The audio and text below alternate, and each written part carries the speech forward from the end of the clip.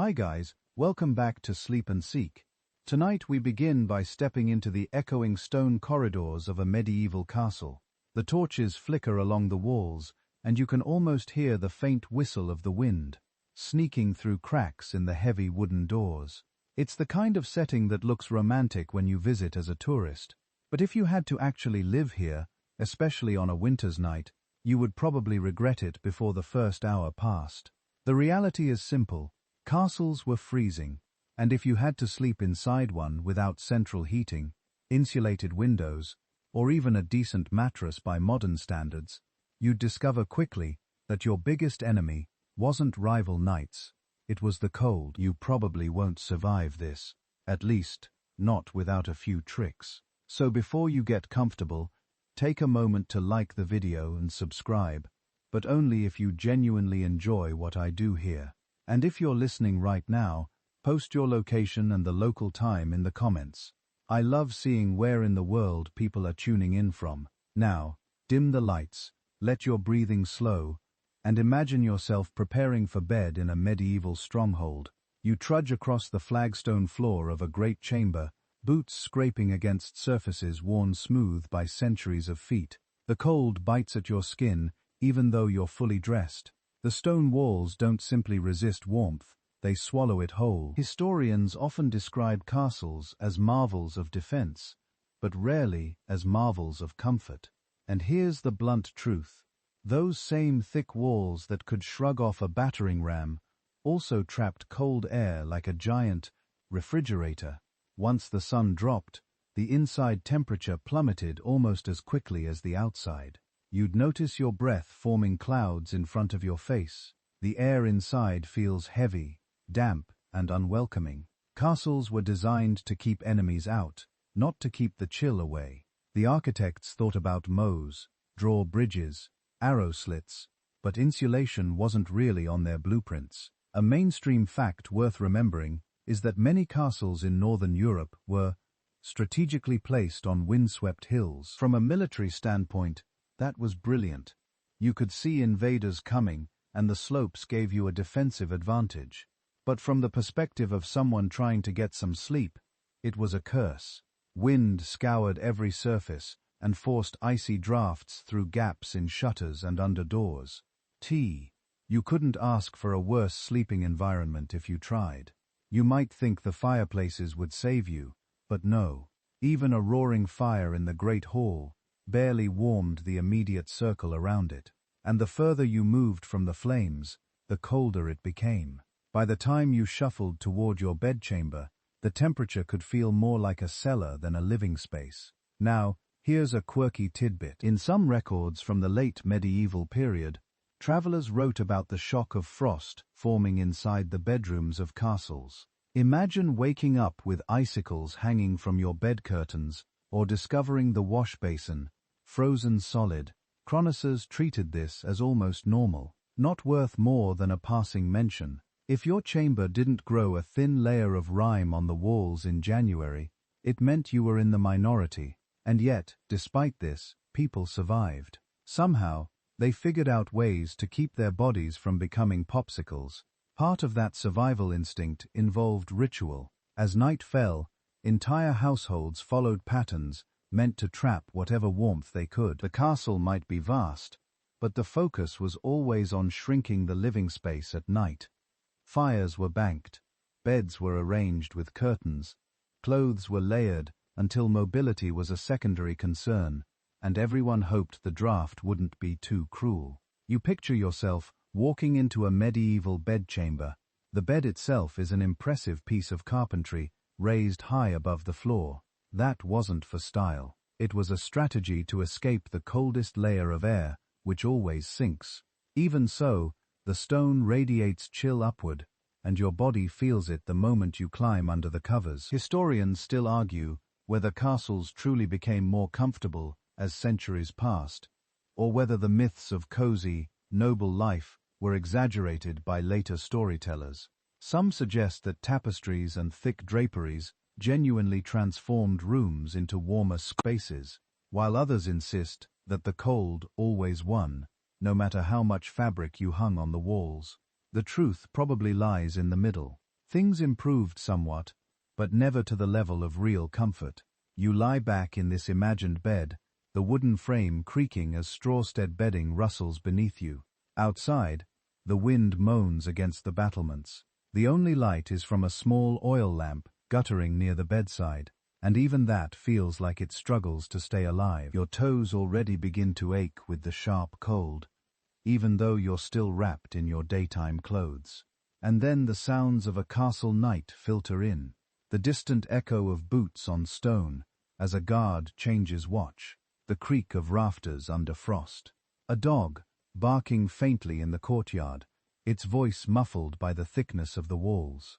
You might even hear the drip of water freezing somewhere nearby. None of it helps you feel warmer. Instead, it reminds you that the world outside is unforgiving. It's tempting to imagine the nobility snuggled in perfect comfort while peasants froze in their cottages. But here's the funny thing. Sometimes the peasants had it better. Their homes, built of wood and daub, might trap heat from the hearth more efficiently than the vast, cavernous chambers of a lord's keep. A single fire in a small hut could keep an entire family decently warm. Meanwhile, you, a noble in a castle, could shiver in a stone box so large that even 5 roaring fireplaces wouldn't make a dent. That irony wasn't lost on contemporaries.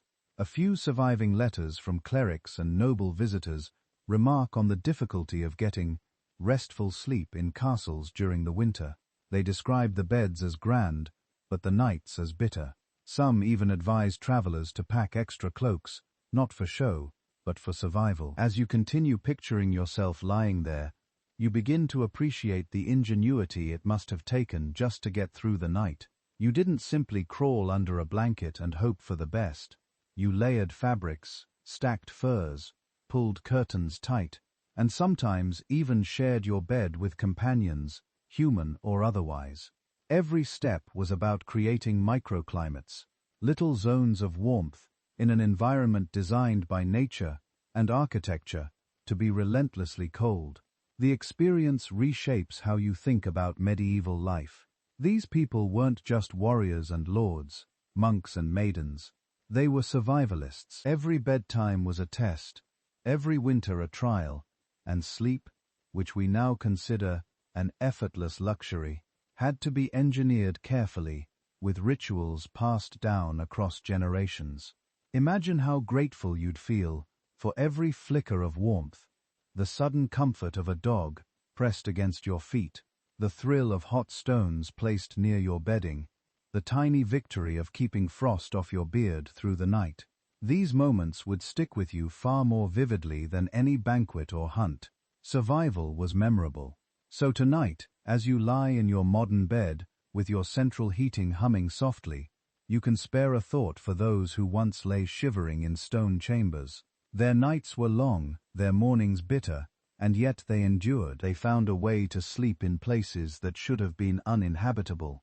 That ingenuity is what we'll continue to explore, layer by layer, trick by trick, as this story carries you deeper into the medieval night. You step into the great hall now, the beating heart of any medieval castle. If the bedchamber was a tomb of stone and draughts, this place is at least alive with flickers of warmth. Long trestle tables stretch across the floor, their wooden surfaces polished by countless elbows and tankers. The air smells of roasted meat, spilt ale, damp wool, and smoke that never fully leaves the rafters. The fire in the central hearth roars brightly, a defiant square of orange heat against the creeping winter darkness. This is where the castle felt most alive after sunset. People gathered here, not only for food, but also to absorb as much warmth as possible before retreating to their icy chambers. Servants dart back and forth, carrying trenchers of bread, jugs of ale, and great platters of steaming pottage.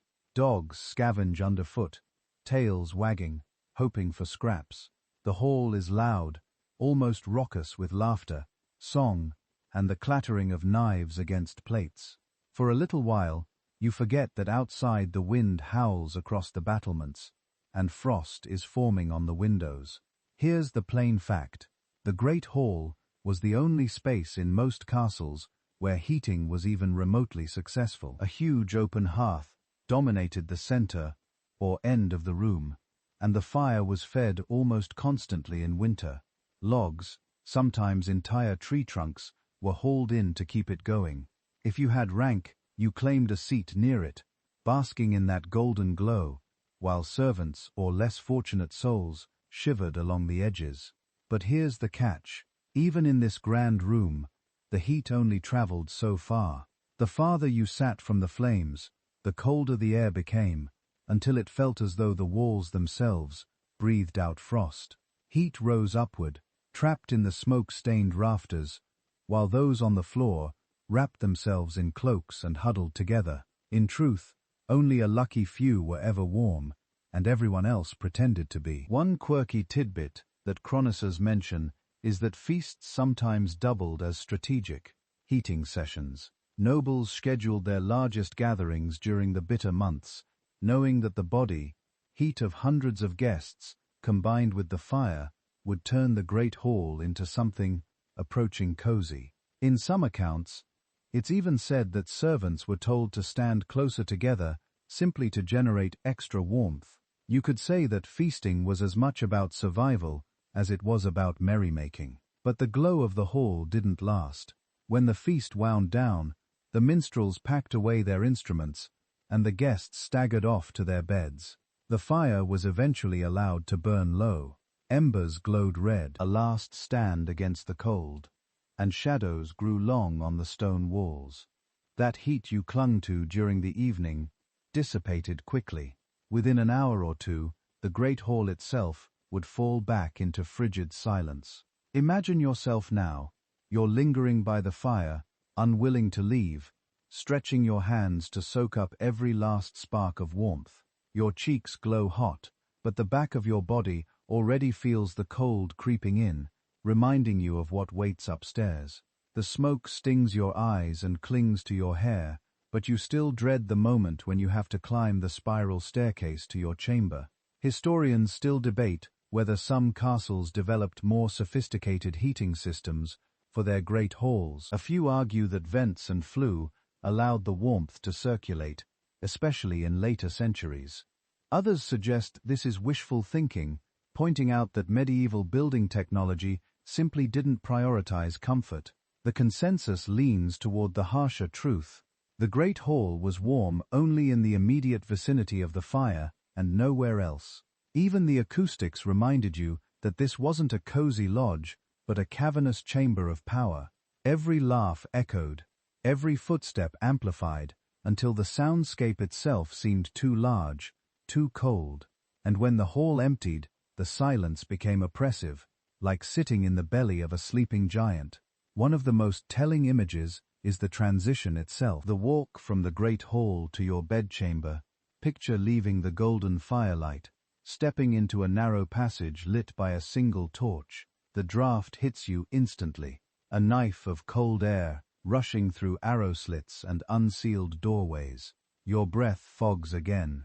The warmth you just carried in your bones drains away, as though the castle itself is feeding on that shift from one room of temporary comfort to the endless chill beyond defined medieval nights. Sometimes nobles lingered so long in the great hall that they practically slept there. A high-backed bench pulled close to the hearth could serve as a makeshift bed, and servants or guards often collapsed near the embers rather than face their chambers. To sleep near the fire was to risk sparks, smoke, and restless noise.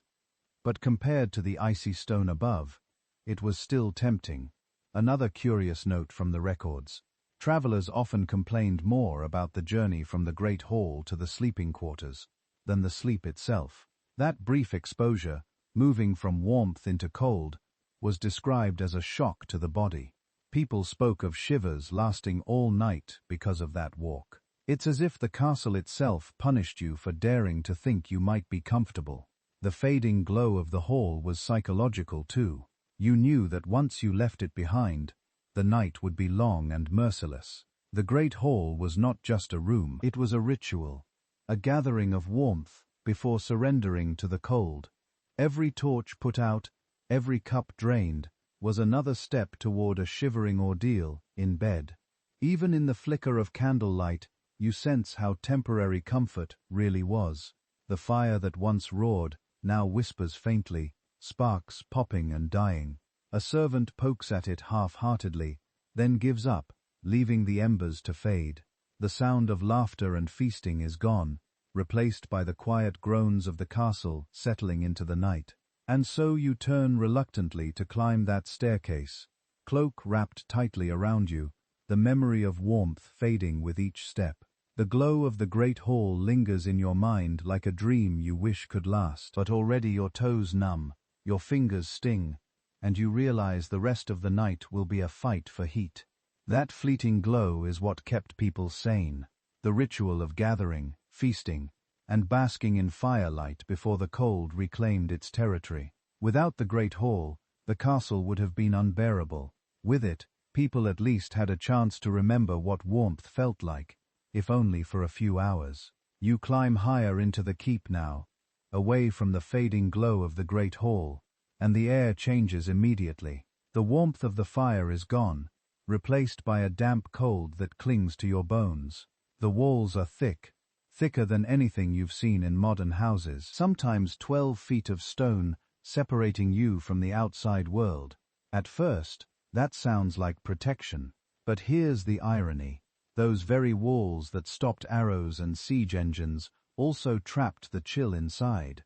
If you've ever stepped into a basement in winter, you know the sensation. The stone holds the temperature like a memory, radiating cold even when the outside air warms briefly. Medieval builders understood strength and permanence, but not comfort, and so the walls became paradoxical. Fortresses against men, but not against the weather. One fact historians agree on is that castles rarely warmed beyond a narrow radius around the hearth. A fire blazed, smoke curled upward, but stepped just 10 feet away, and you were already in an icebox again. Written accounts from the 13th and 14th centuries describe noble families sitting directly into the front of the flames. Cloaks pulled over their heads, while behind them, servants stamped their feet to keep circulation going. The fire created a bubble of tolerable heat, but the stone around it refused to yield. Now, a curious note from travelers' journals. Some complained that the walls themselves sweated, moisture condensed on the cold stone, and ran down in streaks, making chambers damp and unpleasant. Imagine lying in bed and hearing tiny drips hitting the floor beside you all night long. Not exactly the lullaby you wanted. In some seasons, moss even grew on the interior surfaces. So yes, you lived inside a castle, but at times it resembled more of a cave. Modern scholars still wrestle with the question of whether tapestries and hangings really made much difference. We picture grand walls lined with richly woven cloth, but did those thick fabrics truly insulate the room, or did they merely decorate? Some researchers argue they cut drafts noticeably, creating pockets of warmth behind the drapery. Others think this was exaggerated in later romanticized depictions, pointing out that even the richest cloth couldn't compete with freezing air filtering through unglazed windows and door cracks. The debate lingers unresolved, but it tells you one thing clearly: people were desperate enough to try almost anything. So, picture it now. You enter a bedchamber in late January. The fire in the hearth is small, perhaps already guttering. The walls rise like cliffs around you, their surface slick with condensation, even wrapped in layers of wool. You shiver. The bed stands proud in the center, heavy curtains drawn around it. Behind those curtains, the air might be a few degrees warmer, a little cocoon carved out of the cold, but outside them, the chamber feels like a stone tomb. The psychological effect was just as severe. People wrote about dreading the cold more than hunger, or even illness. At least hunger and illness passed eventually. The cold was relentless every single night of the winter season. When you lived in a castle, you couldn't escape it. That sense of imprisonment in your own home left its mark. You imagine lying there, pulling the coverlet tight, listening to the hiss of wind sneaking through arrow slits. Your ears burn with cold, your fingers stiffen, even your dreams, when they come, are haunted by images of ice and fire. The stone walls surround you, not like a protective shield, but like a refrigerator that never switches off. And here's where your perspective shifts. Castles weren't glamorous in daily life.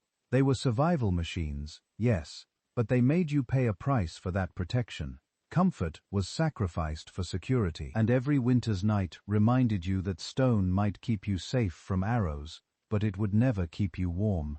The more you think about it, the clearer it becomes. Sleeping in a medieval castle was less about resting peacefully and more about staging a small war against the environment. The enemy was invisible, but merciless, and the battlefield was always the same: your chamber, your bed, your body.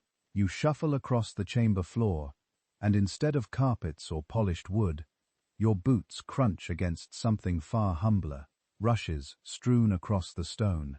These weren't just decoration, they were a practical attempt to soften the cold underfoot, soak up spills, and most importantly, act as a crude form of insulation. Documents from the later Middle Ages describe how households renewed the rushes a few times each year, layering them thick in noble halls and chambers. When freshly laid, they smelled faintly of the outdoors, grassy, earthy, almost pleasant. For a little while, you might feel as though a part of summer had been carried inside. The plants added padding, muffled footsteps, and helped hold in what little warmth could be trapped near the ground. But the charm didn't last. Over time, the rushes grew foul. Food scraps, spilled ale, and stray bones from the feast lodged themselves within. Mice and insects treated the floor as their playground. If you're picturing a cozy, natural carpet, think again. By the end of winter, the rushes could be so filthy that one French moralist complained it was like sleeping in a midden. What strikes you as fascinating is how these rushes worked double duty. Yes, they trapped a thin layer of warmth, but they also absorbed moisture from the damp stone. In a castle where condensation dripped constantly from the walls, this mattered. Otherwise, every step would have been across slick stone and puddles of freezing water. A peculiar aside appears in some English household accounts. Herbs such as lavender, rosemary, or meadow were sometimes sprinkled among the rushes. The idea was partly practical. Strong-smelling plants disguised odor from rotting scraps, but it also provided a whiff of comfort in rooms otherwise thick with smoke and damp. Imagine settling into bed and catching a faint note of lavender beneath the overwhelming scent of wet wool and wood smoke. It wouldn't make you warmer, but it might make the night a little more bearable. There's an ongoing debate among architectural historians about just how effective these rushes really were. Some argue they genuinely provided warmth by creating an insulating mat between human feet and icy stone. Others dismiss them as largely symbolic gestures of order and cleanliness, pointing out that most of the heat loss came from walls and ceilings. Anyway, the evidence is patchy, and so the question lingers: were the rushes a true medieval technology of warmth, or simply a messy habit disguised as tradition? You picture yourself now lying in bed while a servant finishes scattering new rushes across the roof. They crunch softly underfoot, releasing faint aromas as they're trampled down. For a fleeting moment, the room feels cleaner, almost civilized, but you know that by morning, the rushes will already have absorbed the dampness, and the cycle of decay will begin again. Think of the sensory overload of such a bedroom. Beneath your sheets, you might feel the comfort of wool or fur, but rising around you is the musty smell of old rushes, the sharp tang of herbs, and the omnipresent smoke clinging to your clothes. The floor rustles as mice scurry in search of crumbs. Every detail reminds you that survival, not luxury, defined your sleep. Yet there's a kind of ingenuity in it, too. These people used the simplest materials plants gathered from riverbanks and fields, and turned them into tools for enduring the long winter. They didn't think in terms of carpets or insulation, they thought in terms of whatever could keep the chill a fraction further away. So as you rest your head in this imagined chamber, you realize that even the floor beneath you was part of the nightly battle against the cold. Stone was the enemy. The rushes with a fragile shield. And every morning began with the question, how long until these two betrayed you with dampness and decay? You sit on the edge of the bed now, running your fingers across the layers of cloth piled high. If there was one medieval survival secret against the night chill, it was fabric. Wool, linen, and fur became the weapons of choice, wrapped and layered until you resembled a cocoon rather than a sleeper. Records from household inventories make it clear just how central textiles were to medieval life. Linen sheets were considered the baseline, smooth and cool against the skin, though far less insulating than what came on top. Over that came thick woolen blankets, heavy enough that some people compared them to the weight of a hound. And if you had the wealth, you added fur colettes, fox, sable, or even bear. Nobles invested fortunes into such bedding, not only for show, but because without it, winter nights could be lethal. But there's an amusing observation buried in the sources. Servants sometimes joked that their masters couldn't move once they were tucked in. So many layers pinned them down that turning over required a monumental effort. Imagine being swaddled in 5 or 6 heavy blankets, so tightly tucked that you either lay still or risked pulling the covers off and freezing. Warmth came at the cost of mobility, a trade-off most were willing to make. Fur deserves special attention. Beyond luxury, it was genuinely practical. Arctic fox pelts, marten skins, and sheepkin all provided dense warmth. One chronicler describes a noble woman in Burgundy who refused to travel without her Irene lined bed covers, even in summer, because she feared catching chills at night. To us, it sounds absurd, but in an age where drafts slice through every room, paranoia about cold was entirely rational. A strange custom pops up in certain households. Some people believed sleeping under too much linen was unhealthy because linen was thought to draw out the body's heat. To balance this, they deliberately layered wool or fur above and below, creating what we might call a textile sandwich. The idea was that linen cooled, wool heated, and fur trapped it all in. Whether the theory worked scientifically is doubtful, but it shows how people mixed folklore with practical comfort. Scholars continue to puzzle over the social meaning of these textiles. Was fur really about survival, or was it mostly status signaling? On one hand, inventories prove that wealthy nobles collected enormous numbers of fur cohallets. On the other hand, poor families survived without them, relying on coarse wool instead. Some historians argue that furs were primarily symbols of power and rank, while others maintain they were a crucial necessity in drafty castles. The truth likely sat somewhere in between. They were both life-saving tools and markers of prestige. Now imagine yourself beneath these layers. The wool itches faintly against your skin, rougher than modern textiles. Above that, the fur feels dense and almost suffocating, but at least it keeps the cold at bay. The blankets press you into the straw mattress with their sheer weight. You shift, but only slightly. Any bigger movement would invite icy air into the cocoon. Your breath warms the space around your face. While the rest of you relies entirely on the barrier of cloth, the silence of the room amplifies every sensation. The rustle of linen, the coarse scratch of wool, the faint musky odor of animal pelts. There's something intimate and primal about it. You are wrapped in the skins and fibers of the natural world. Every thread and hair, a reminder that survival depends on turning the environment itself into armor. And in that thought lies the essence of medieval sleep.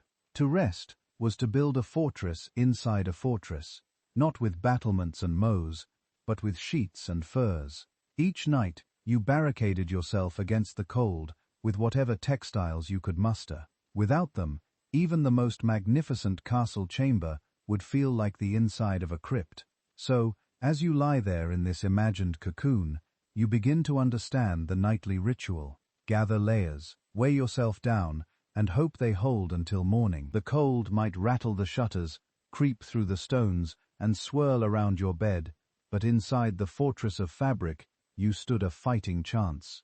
The bed itself was more than a piece of furniture.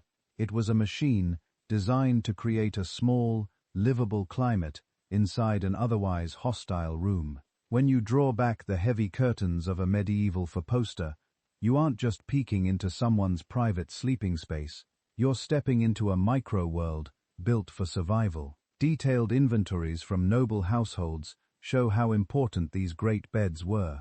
Unlike the simple pallets of peasants, these frames rose off the ground, tall as a person, carved from oak or walnut. The posts stood like pillars, often ornately decorated, and stretched upward to support a canopy. That canopy wasn't only decorative, it was practical.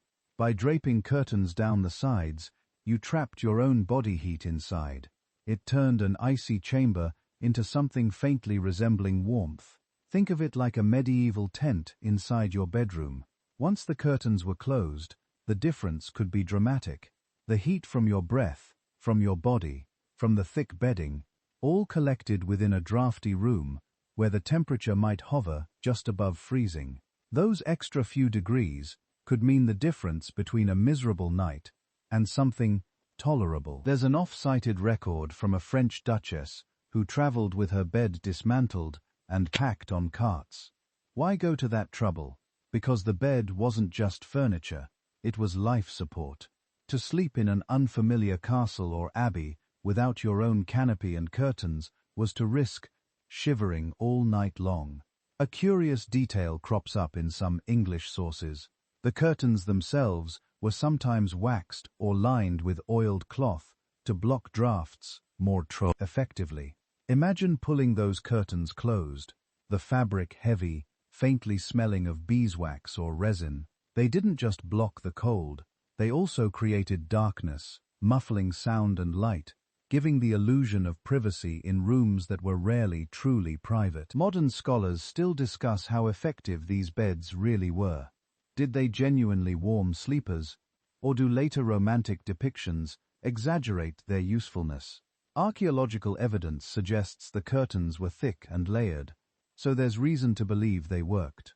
Yet, some argue the warmth was psychological as much as physical, the feeling of being enclosed, sheltered, hidden away from the cavernous cold. The debate continues, but what remains certain is that people believed in their importance so strongly that portable beds became a noble necessity. Now, picture yourself sliding into one.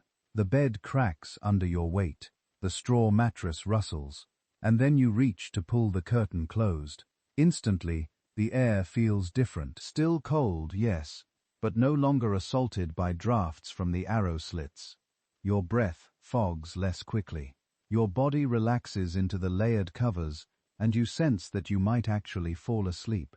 The curtain muffles the faint drip of water from the walls, the distant cough of a servant in the hallway, even the bark of a dog outside. Inside, it smells of fabric and fur, faintly musky, but comforting. You hear only the rustle of your blankets when you shift. The chamber beyond may be vast and inhospitable, but here, in your bed, you've carved out a pocket of life against the elements. It wasn't foolproof. Some nights the curtains froze stiff, where condensation collected.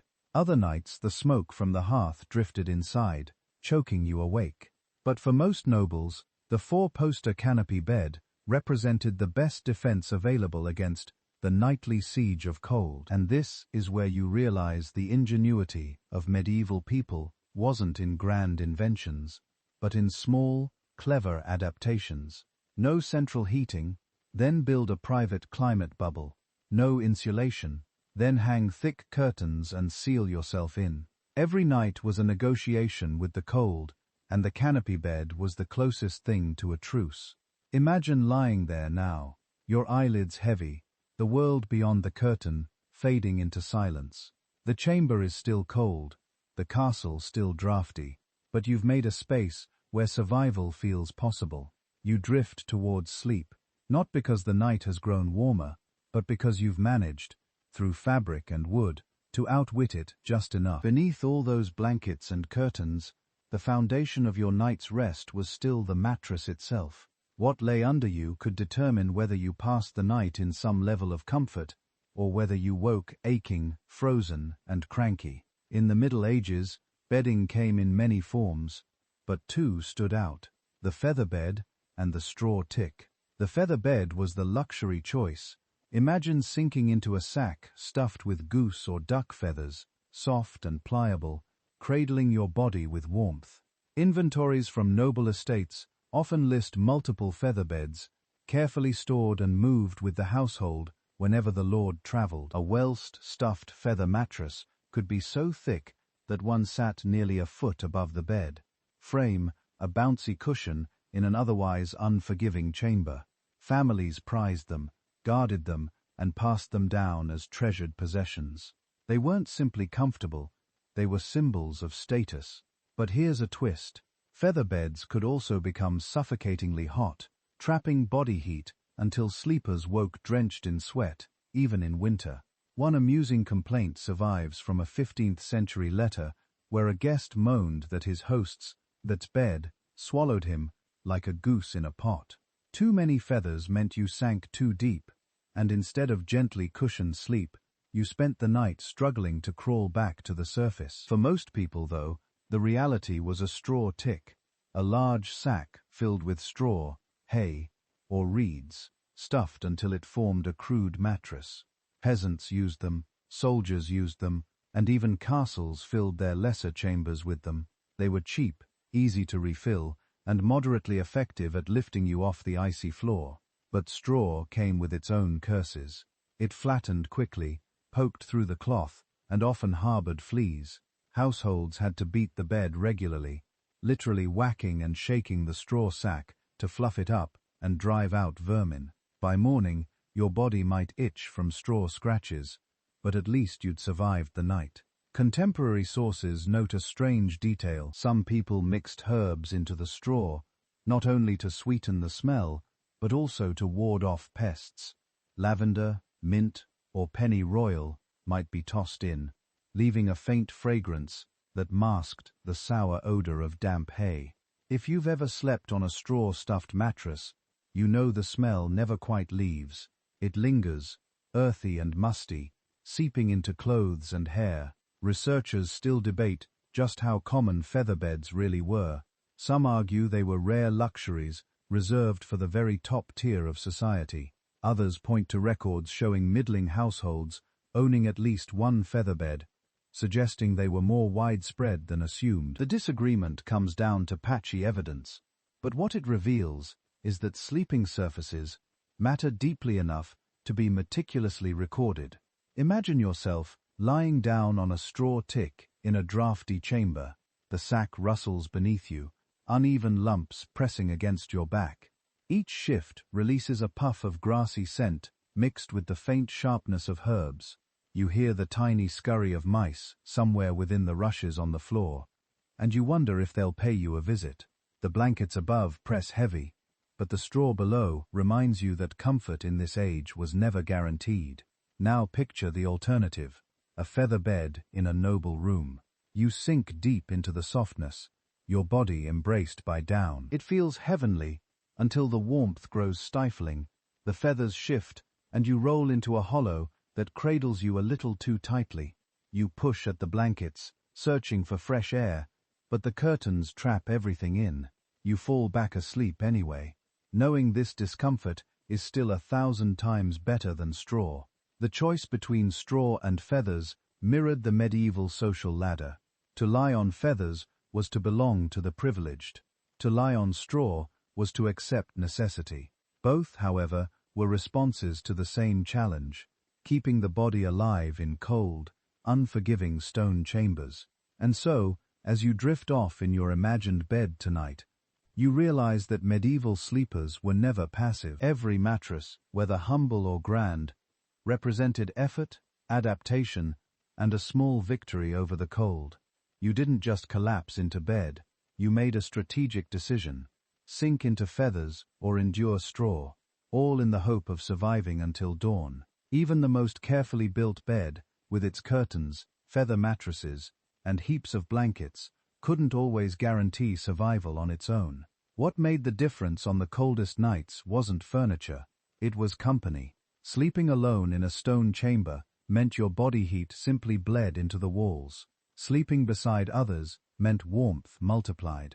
Bodies acting like radiators pressed together in the dark. Noble families understood this, though they rarely admitted it openly. Servants often slept in adjoining rooms or even on pallets at the foot of the master's bed. The arrangement wasn't only about service or security, it was also practical. More people in a space meant higher temperatures, even if only by a few precious degrees. You might not notice the warmth at first, but come midnight, when frost gathered on the inside of the shutters, every extra body counted. Accounts from medieval monasteries reveal that monks slept in long rows, their cots or straw beds, side by side, in drafty dormitories.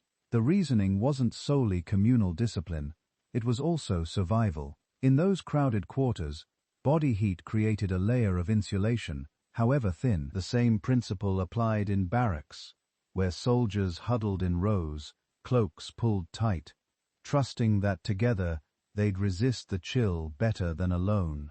A curious anecdote comes from a 14th-century English manor. One nobleman's will specifically ordered that his favourite squire be granted a place near his lord's chamber fire at night. Scholars interpret this not only as a mark of favour, but as an admission that the warmth of companionship was as valuable as inheritance. To be invited to share a bed or chamber was not merely intimacy, it was a privilege of warmth. There was, of course, another layer to the practice. Animals, dogs in particular, became literal heaters. The phrase, a three-dog night, may come from much later folklore, but the idea is rooted in reality. Medieval people often allowed hounds into the bed, not only for companionship, but because the animals radiated heat. A couple of large mastiffs curled at your feet might mean the difference between numb toes and comfort. Travelers even recorded that in some inns, guests slept packed together with dogs, goats, or even sheep beside them. The smell was intense, but warmth trumped fragrance. Scholarly debate continues over just how socially acceptable bed-sharing was among nobles. Some argue it was routine lords with trusted companions, ladies with maids, travelers with strangers. Others insist that among the elite, such intimacy was limited and carefully controlled, with servants relegated to nearby pallets rather than inside the bed itself. What is clear, however, is that in lower classes, bed-sharing was normal. Families piled together, parents, children, and often grandparents, forming a tangle of limbs under a single heap of blankets. Privacy meant little when survival was at stake. Imagine now that you lie in such a bed, not alone, but pressed shoulder to shoulder with others. The first few minutes feel awkward. Elbows poke, someone coughs, a blanket slips. But soon the warmth builds, a shared cocoon of body heat. You feel the dog's weight against your feet, hear the soft breathing of your companions, and slowly your muscles unclench. The castle may howl with wind, but inside this cluster, you almost believe in comfort. Of course, this came with drawbacks.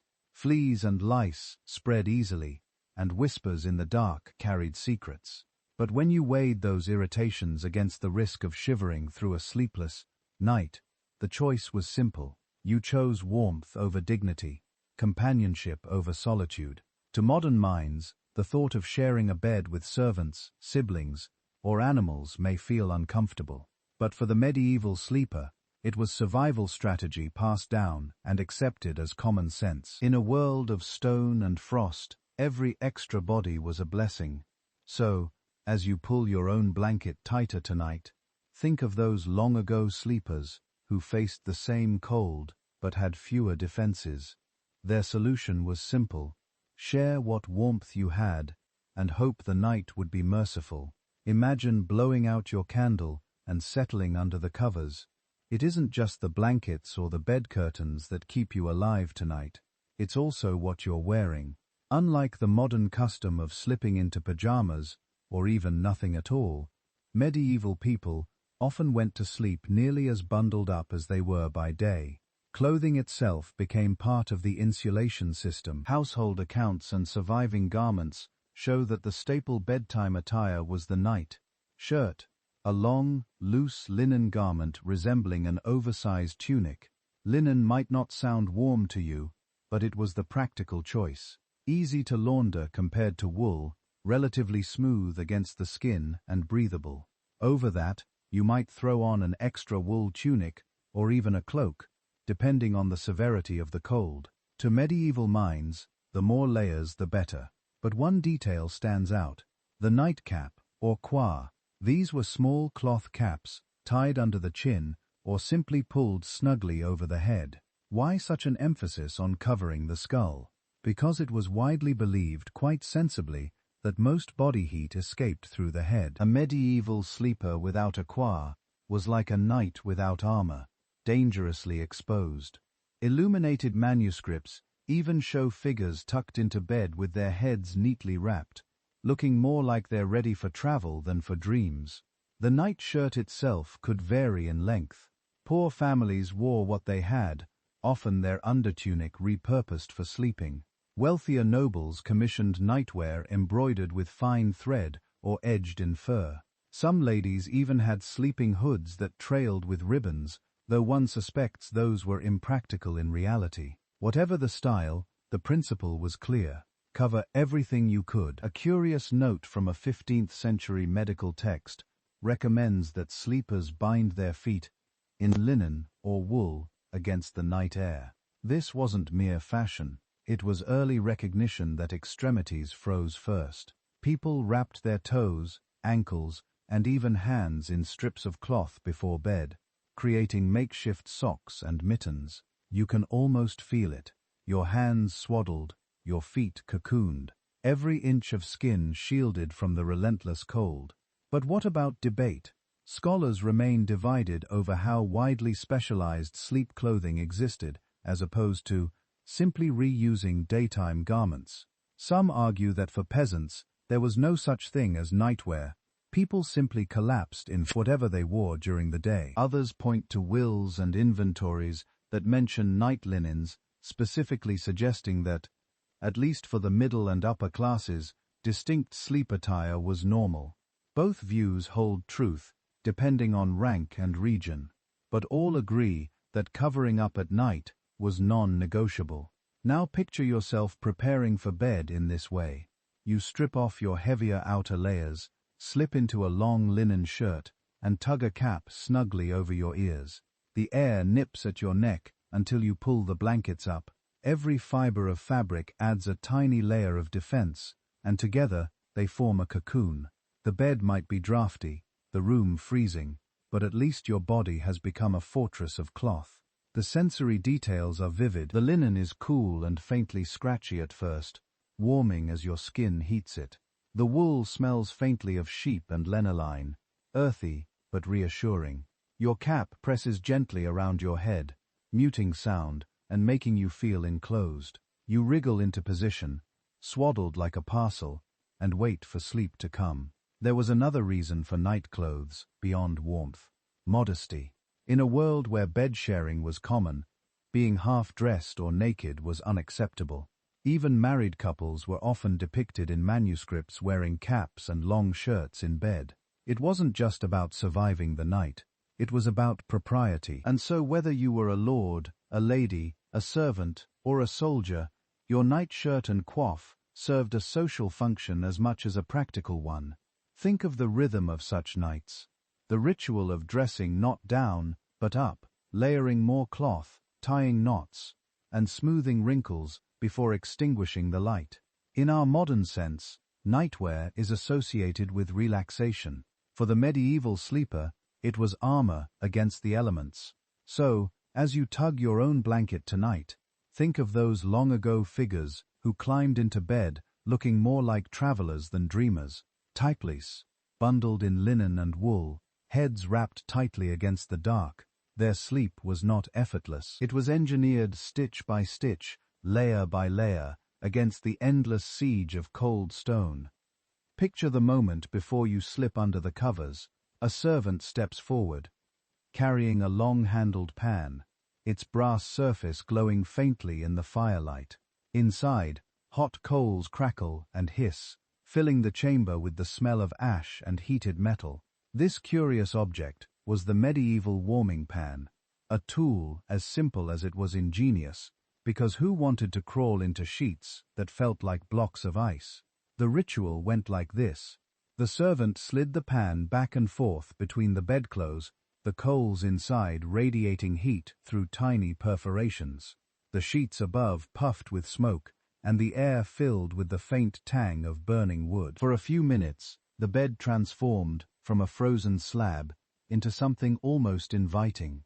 Without this step, you might lie shivering for an hour before your own body heat finally softened the chill.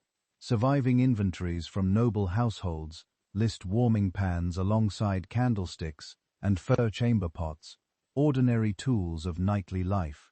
They weren't rare, they were expected. By the late Middle Ages, wealthy homes across Europe treated them as essential in winter. A chamber without one was either neglected or occupied by someone low enough in status not to admit the luxury. But these pans carried hazards too. Contemporary letters complain of sheets scorched black, or even set ablaze when servants left, charred the pan in one place too long. Imagine sliding into bed only to discover a smoking hole where your linen should be. There are stories half comical, half tragic, of noble men springing from bed in the middle of the storm because sparks from a warming pan had caught the blankets in a wooden-roofed chamber, full of dry rushes. Such accidents were no small matter. One particularly odd account from Italy describes sprinkling aromatic herbs directly onto the coals before warming the bed. The smoke left behind was thought to purify the air and ward off disease. You can almost smell it now. Lavender and rosemary mingling with the sharp tang of embers clinging to the fabric as you finally climbed beneath it. The belief combined practicality with superstition, a nightly battle against both cold and invisible illnesses. Specialists in medieval domestic life still discuss how widespread warming pans truly were. Some argue they were confined mainly to high-status households, too expensive and risky for common folk. Others counter that simpler versions, such as clay pots filled with embers wrapped in cloth, were common among middling families.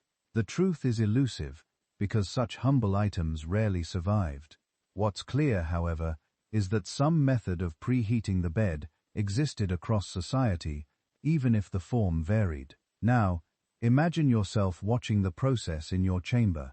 The servant draws the pan steadily across the sheets, steam rising faintly as dampness evaporates. When the pan is withdrawn, the air under the covers is unexpectedly warm, almost startling after the bitter cold of the room. You slide inside quickly, trying to trap that heat before it escapes. For a few minutes, the cocoon feels blissful, as if you've stolen a pocket of summer in the heart of winter. But it doesn't last. The warmth fades rapidly, replaced once more by the relentless chill of the castle walls. The trick was never about keeping you comfortable all night. It was about making the first moments of sleep bearable. Once your body relaxed, once exhaustion overcame the shivering, you were more likely to drift into slumber and let your own heat do the rest. The warming pan was a symbol of compromise, never enough to solve the cold entirely, but enough to buy you a start. In a way, it was like striking a bargain with the night. Give me a few minutes of comfort, and I'll endure the rest. As you imagine yourself lying there, drifting off with the faint scent of embers still clinging to your sheets, you realize just how ritualized medieval sleep really was. Every evening involved a choreography of tools, garments, and gestures. The warming pan wasn't a luxury for show, it was part of the survival kit, and without it, so many nights would have begun in misery rather than rest. You stir in your imagined bed, tugging the heavy blankets closer, when suddenly you feel a weight press against your legs. A warm, solid shape curls into the crook of your knees, sighs contentedly, and settles down for the night. It isn't another person. It's a dog, or perhaps two, maybe even three if you were lucky. The practice of letting animals share the bed was far from unusual. Dogs especially were not just guardians of property or hunting companions. They were heaters. Their thick coats radiated warmth, and their loyalty meant they would stay near their masters through the long hours of the dark. A castle chamber that felt like an ice cave could become significantly more bearable with a few hounds snuggled up at your feet. Wills and household records from the later Middle Ages occasionally mentioned small lap dogs, gifted to noble women, not only for companionship, but for warmth in bed. These comfort dogs, as we might call them now, were pampered creatures, brushed and perfumed, but their most important role was to chase away the chill of winter nights. Larger breeds, meanwhile, stretched out like furry logs across the bottom of the bed, protecting toes from frostbite. There is even a curious reference from Scandinavia describing how travelers in winter, inns, are often requested to sleep in stalls with animals rather than in the unheated guest rooms. Horses, cattle, and sheep produce so much heat that sleeping near them was preferable to a lonely bed in stone. Imagine drifting off to the steady breathing of a cow beside you, the air heavy with the smell of hay, but your body warmed by the sheer heat of its bulk. Not glamorous, but effective. Dogs, however, carried a special intimacy. A medieval proverb in French claims that a faithful dog keeps the frost away from his master's heart. It's both literal and poetic. The animal's warmth sustained the body, while its presence soothed the spirit in lonely, drafty castles. Scholars remain divided on how universal this practice was. Some maintain that allowing animals in noble beds was frowned upon in formal households, relegated to private indulgence rather than open custom. Others argue the evidence suggests it was widespread, especially in rural or frontier castles, where survival mattered more than etiquette. The debate circles around whether the image of a lady sleeping with a lapdog is romantic, exaggeration, or practical truth. Now, picture the scene vividly. You lie swaddled in your linen nightshirt and wool blankets, the curtains of the bed drawn tight.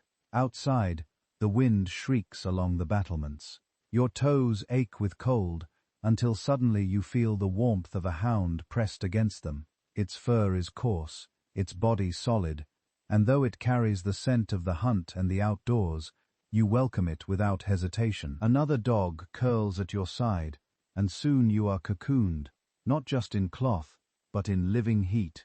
The chamber may still be icy, but inside the bed, the world is transformed. Of course, this came with inconveniences. Dogs shed hair, dragged in dirt, and sometimes gnawed on bones hidden under the covers. Insects traveled with them, spreading to their human companions. And yet, the trade-off was worth it. Better fleas than frostbite, better a dirty blanket than a night without sleep. The sensory mix is unforgettable. The earthy smell of dog fur, the faint smoke clinging to your clothes, the heavy press of blankets, and underneath it all the steady rhythm of another creature's breathing. It's no wonder people spoke of their animals with affection bordering on reverence. To share warmth was to share survival. The image of the three-dog night, though a phrase coined much later, captures the essence of medieval sleeping habits. One dog meant manageable cold, two meant serious chill, three meant the night was so bitter that even nobles stacked every possible source of heat into the bed. So, as you lie there in your own bed tonight, think of how extraordinary it must have felt for people in castles isolated by stone, assaulted by draughts, surrounded by darkness, to draw strength and comfort from the simple loyalty of an animal curled by their side. In that small exchange of warmth, human and dog kept each other alive through countless winter nights. Pull the curtains back for a moment and step outside the noble chamber in your imagination. Across the courtyard, in the shadowed servants' quarters, another world of sleep unfolds. The contrast between peasant and noble slumber was stark, and yet the outcome, survival through bitter nights, was the same goal. Who then truly slept warmer? The answer might surprise you. Nobles had grandeur, feather beds, fur collets, warming pans, and thick canopies. But grandeur did not always mean comfort. Their bedchambers were cavernous, built for display as much as for rest, and all that space made them impossible to heat. Even with roaring fireplaces, the stone swallowed warmth like a sponge. So a lord might lie on heaps of down and fur, yet still breathe air that froze into mist before his eyes.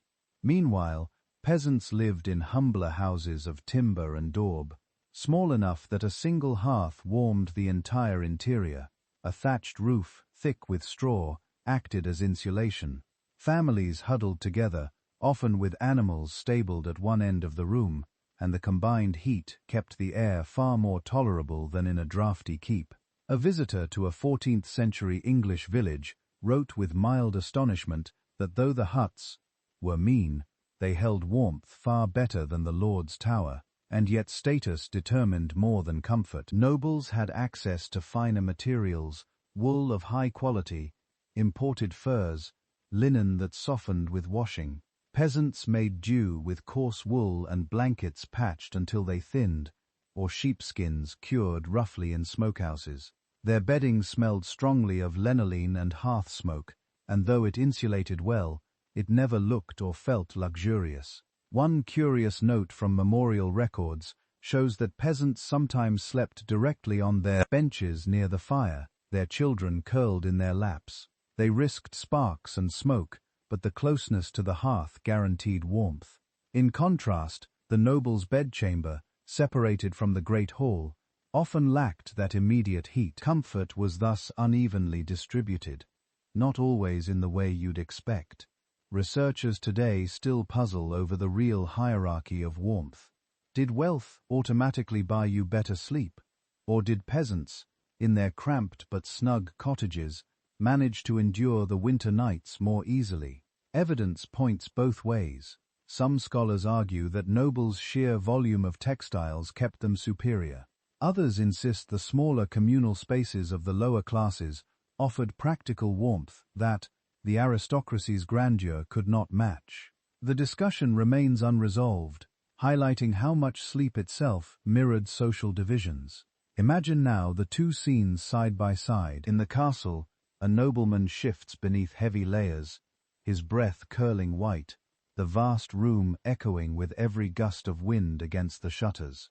Down in the village, a peasant family squeezes onto a straw mattress before the hearth. Children nestled like kittens, the smell of animals drifting from the stall nearby. One bed is ornate and stiffly formal, the other crowded and earthy. But which body wakes warmer? The question lingers, and perhaps no one answer fits all cases. Still, both noble and peasant shared one truth. They adapted. Survival in the medieval night was not about absolute comfort, but about learning to live with hardship, reshaping homes and habits until rest became possible. Nobles may have flaunted luxury. Peasants may have relied on closeness and simplicity, but all slept under the same winter stars, shivering and dreaming their way toward morning. As you drift in your own warm bed tonight, you can sense the irony. Status determined the trappings, but not always the quality of medieval sleep. Sometimes the humblest hut held more genuine warmth than the grandest hall. You might think that once a bed was established in a noble chamber, it never moved. After all, these beds were massive objects heavy with carved posts and curtains. But in practice, families often shifted where they slept according to the season. Bedrooms were not fixed, timeless sanctuaries. They were flexible spaces, chosen for their relationship to sunlight, fire, and wind. In other words, you chased the sun in winter and fled it in summer. Documents from noble estates reveal this habit plainly. Some castles had winter chambers and summer chambers, not because people wanted a change of scenery, but because the physics of warmth demanded it. In cold months, families moved into rooms with southern exposure, where the weak sun struck through the windows for a few precious hours each day. The walls there stored a little more heat, the air felt a little less hostile, and waking up wasn't quite so brutal. Come summer, They abandoned those sunlit spaces and retreated into north-facing rooms, darker and cooler. There is a well-documented example in the accounts of Edward IV's household, where entire beds and furnishings were moved seasonally. Servants carried feather beds, linens and tapestries from one chamber to another, creating temporary nests wherever the king chose to rest. It was a logistical ordeal, but for those living in stone palaces, mobility was essential to survive. A curious note survives from a Biandian courtier who complained in a letter that he lost his chamber to the frost one year. The walls, he said, grew so damp and cold that he refused to sleep there, choosing instead a narrower room facing the rising sun. His phrasing reminds us that in castles, the building itself was an adversary. Rooms were conquered by cold, surrendered, and retaken with the seasons. Archaeologists and architectural historians still debate whether every castle truly offered multiple seasonal chambers or whether this was a luxury of the grandest estates. Some argue that the majority of castles had only a few suitable rooms for sleeping, forcing residents to endure the cold where they were. Others insist that evidence of window placements, fireplaces, and surviving records shows intentional design for seasonal living. The argument remains unresolved, but the image is persuasive. A noble family migrating within its own walls like birds shifting nests as the weather turned. Now imagine yourself following this routine. In autumn, you begin to eye the sunlit side of the keep, knowing that soon the long nights will demand every advantage. Servants dismantle your bed, hauling frame, mattress, and hangings piece by piece. The sound of carpenters adjusting posts echoes in the new chamber, while tapestries are hammered into place to block drafts. By the time the first frost comes, you are tucked into a room that at least greets you with pale shafts of morning light. The sensory detail is vivid. You wake to the thin warmth of the sun filtering through shutters, the smell of woolen curtains freshly rehung, and the faint sound of servants sweeping rushes across the floor of your relocated chamber. The shift does not eliminate the cold, it simply manages it, turning unbearable into survivable. Peasants, too, shifted their sleeping spaces seasonally, though less formally. Families might sleep close to the hearth in winter, crowding around the fire in one room, and then retreat to lofts or barns in summer, where the air was cooler. In both castles and cottages, sleep was mobile, dictated by the elements rather than interior design. This practice reminds you that medieval life had little of our modern notion of fixed bedrooms. A bedroom wasn't a permanent sacred space. It was a temporary camp within the larger fortress of stone. Beds were moved, chambers rotated, and life adapted in rhythm with the seasons. The castle was alive, reshaped by light and temperature, its inhabitants shifting like nomads within its walls. And so you see another truth of medieval sleep. It was dynamic, not static. The fight against cold demanded movement, planning, and constant adjustment. You did not sleep where you wanted. You slept where the sun, the wind, and the damp permitted. And each year, as the earth turned, you began that cycle again. Stand for a moment by the narrow window of a medieval chamber and feel the draft slip across your skin. Unlike today's homes with their glass panes and sealed frames, castle windows were vulnerable holes in the wall. They were defenses against arrows but invitations to the wind. Without glass, without double glazing, without even the notion of insulation, these openings were simply shutters or stretched cloth that kept out little more than rain and birds.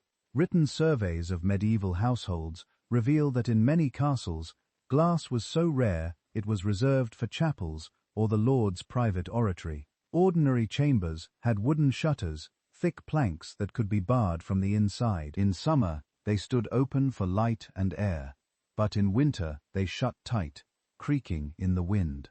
Yet wood alone was no shield against the chill. Cold crept through cracks, and the room grew damp.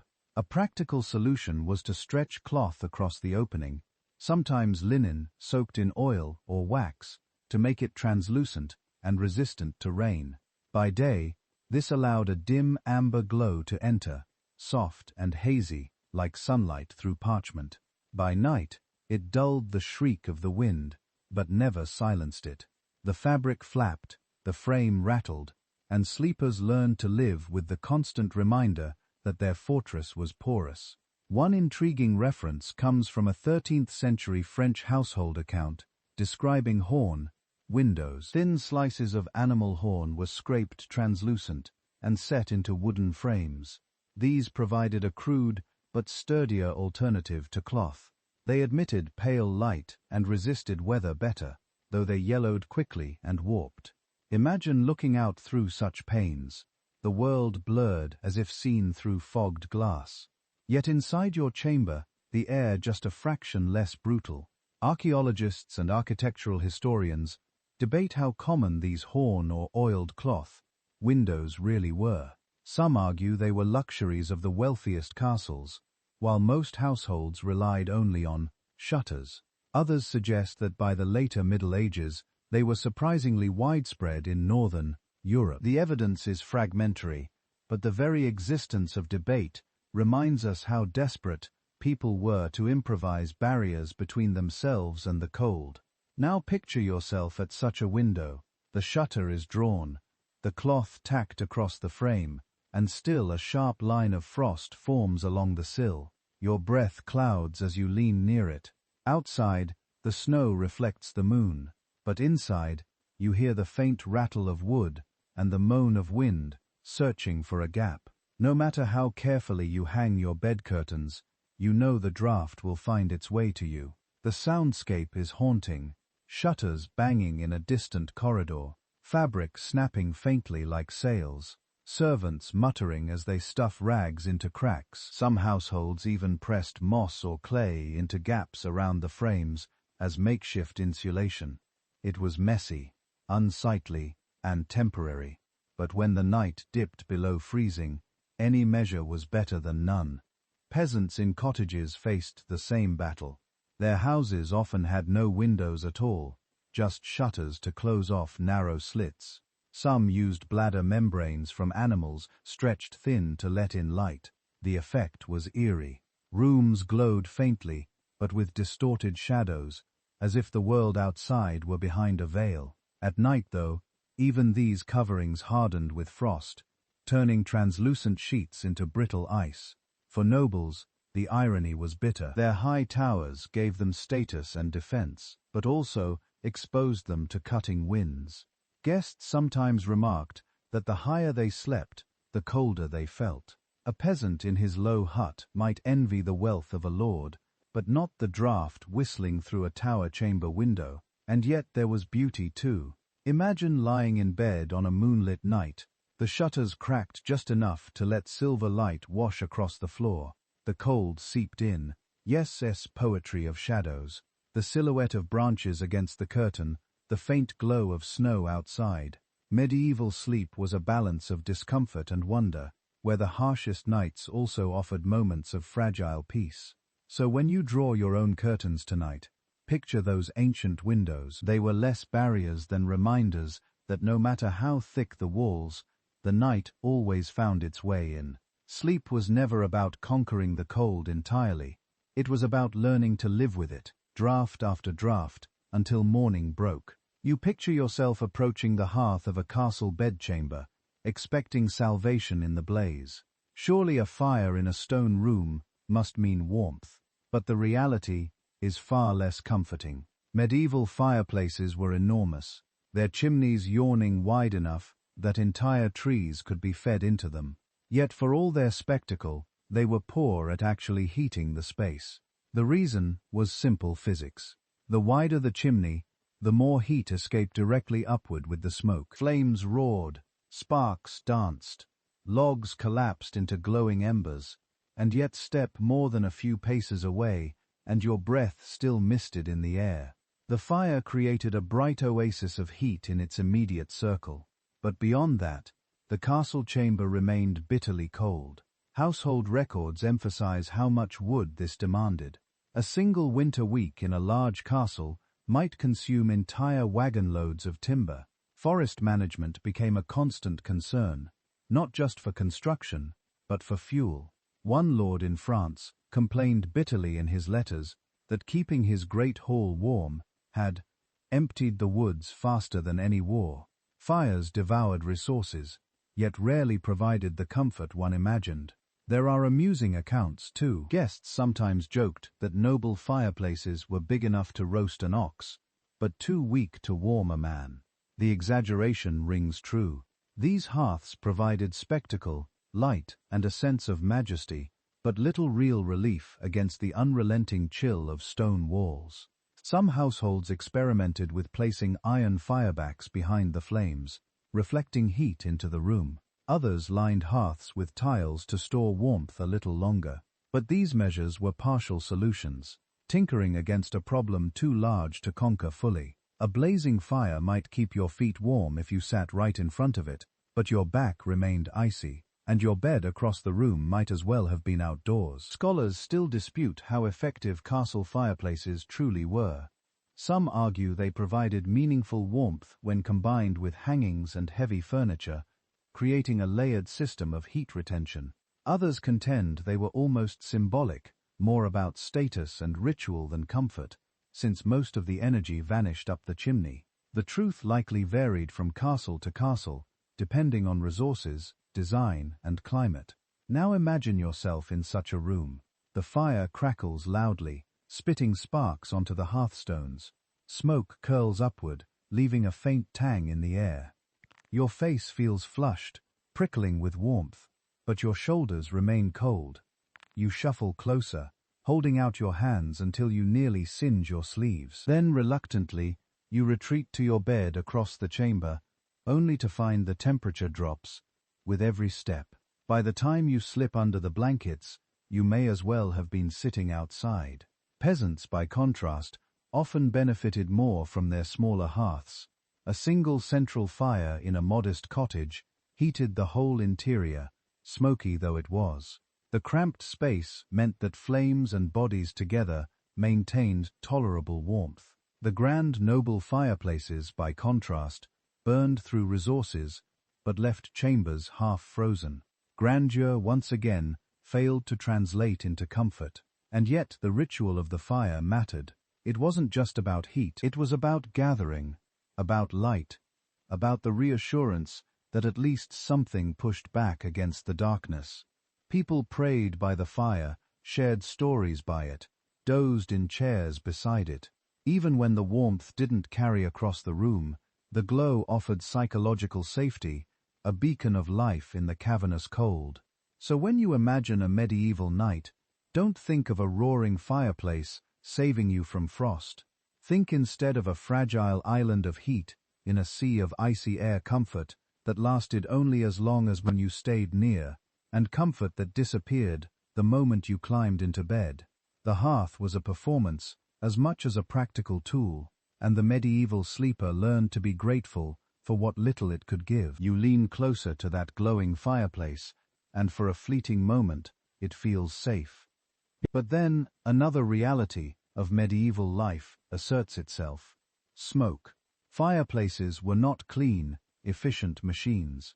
They belched fumes, left soot, and filled chambers with a haze that stung the eyes and settled on every surface. To stay warm by fire was to breathe smoke nightly, to accept blackened walls, and to wake with lungs coated in ash. Chroniclers of the time complained bitterly about it. One monk in northern England noted that his cell grew so coated with soot from the hearth that he coughed more than he prayed. Even nobles weren't immune.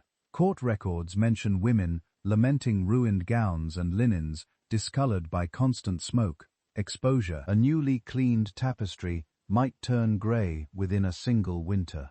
The architecture made matters worse. Chimneys were wide, crude shafts without the draft control of modern flue. Smoke didn't always rise politely. It drifted, eddied, and clung to the chamber. If the wind blew the wrong direction, it poured back into the room, leaving everyone inside coughing. Imagine trying to fall asleep while smoke burned your throat and your eyes watered. A curious observation from travelers' notes is that some people deliberately smeared their walls with lime or clay, not only to brighten interiors, but to hide the streaks of soot. The black residue never truly left, but at least the illusion of cleanliness could be restored for a little while. The smell, however, was permanent, a mixture of charred wood, damp stone, and burned wool that clung to bedding and clothes. Scholars remain divided over just how tolerable these smoky rooms were. Some argue that medieval people simply adapted, their bodies and expectations hardened to it. Others insist that even contemporaries recognize the health toll, pointing to repeated complaints in medical treatises about choked air and blackened lungs. Perhaps both are true. People endured because they had no choice, but they never stopped grumbling about it. Now imagine yourself lying in bed after such a night. Your hair smells of smoke, your blankets hold the acrid tang of ash, and when you cough, you taste bitterness on your tongue. The bed curtains trap some of it inside, so even your tiny cocoon carries the ghost of the fire. Your chamber may have been warmer than before, but it came at the cost of fresh air. Peasants fared no better. Their cottages often lacked chimneys altogether. Smoke from the central hearth simply rose and filled the rafters, slowly leaking through the thatch. Children grew up in houses perpetually hazed with smoke, their lungs blackened before adulthood. Yet people saw it as normal. Some even believed the smoke helped preserve the timber roof, keeping insects away. Survival and superstition blended together in every breath. The sensory experience was overwhelming. Your skin prickled from soot particles, your eyes watered constantly, and the rushes on the floor gathered black dust. Servants swept endlessly, though the effort felt futile. Every winter was the same, a battle against smoke, a battle against cold, and the knowledge that you couldn't win one without worsening the other. And yet, despite the discomfort, fire was non-negotiable. No one could survive a castle winter without it. So people made their peace. They hung smoky tapestries proudly. They endured coughing fits. They scrubbed soot from their faces each morning. Warmth demanded sacrifice. And the sacrifice was clean air. So as you lie in your modern bed tonight, breathing comfortably without thought, consider how extraordinary such luxury is. For medieval sleepers, every warm night meant another smoky morning. Their dreams were steeped in the scent of burning wood. Their lives lived in the shadow of soot. When the fire dimmed and the night stretched on, the only glow left in a medieval chamber often came from a candle. You might imagine this delicate flame as decoration, a touch of ambience. But for many sleepers, the candle was also a source of fragile warmth. A single wick couldn't heat a whole room, of course. But in a world where every flicker counted, even the faintest contribution mattered. Candles in the Middle Ages came in many forms. Wealthy households burned beeswax, which gave a clean, bright flame and filled the air with a faint honeyed scent. These were expensive, reserved for chapels, ceremonies, or noble chambers. More commonly, people used tallow candles, made from rendered animal fat. These smoked, sputtered, and reek of grease. Imagine drifting off to sleep while the acrid odor of burning tallow thickened the air, mingling with the damp of stone and the musk of wool. Yet candles weren't only light. They generated a surprising amount of heat close by. Place one near your bed curtain, and you might notice the fabric warming slightly to the touch. Some households arranged several candles together on stands, creating clusters of flames that offered both illumination and a pocket of warmth. It was hardly central heating, but it softened the edge of the cold in the immediate circle around them. A curious anecdote survives from a 14th-century letter describing how a noble woman demanded 12 candles in her chamber at once on winter nights, insisting that only then could she rest. The servants grumbled at the extravagance, but her request reveals a truth. People used light as a substitute heater, even when the effect was marginal. The hazards were obvious. Candle flames toppled easily, and bed curtains rich with wool and linen were dangerously flammable. Records describe fires, sparked by careless placement, reducing entire chambers to cinders. One particularly grim tale from Germany tells of a squire who dozed off with a candle on the bed rail. He awoke to find his blankets aflame and barely escaped with his life. The servants blamed him for recklessness, but the real culprit was necessity. He had wanted a sliver of warmth too close at hand. Scholars still discuss whether medieval people understood the dangers fully, or whether the routine use of candles bred complacency. Some argue that inventories of charred textiles show that accidents were common but accepted. Others believe the wealthy minimized risk by assigning servants to monitor the lights deep into the night.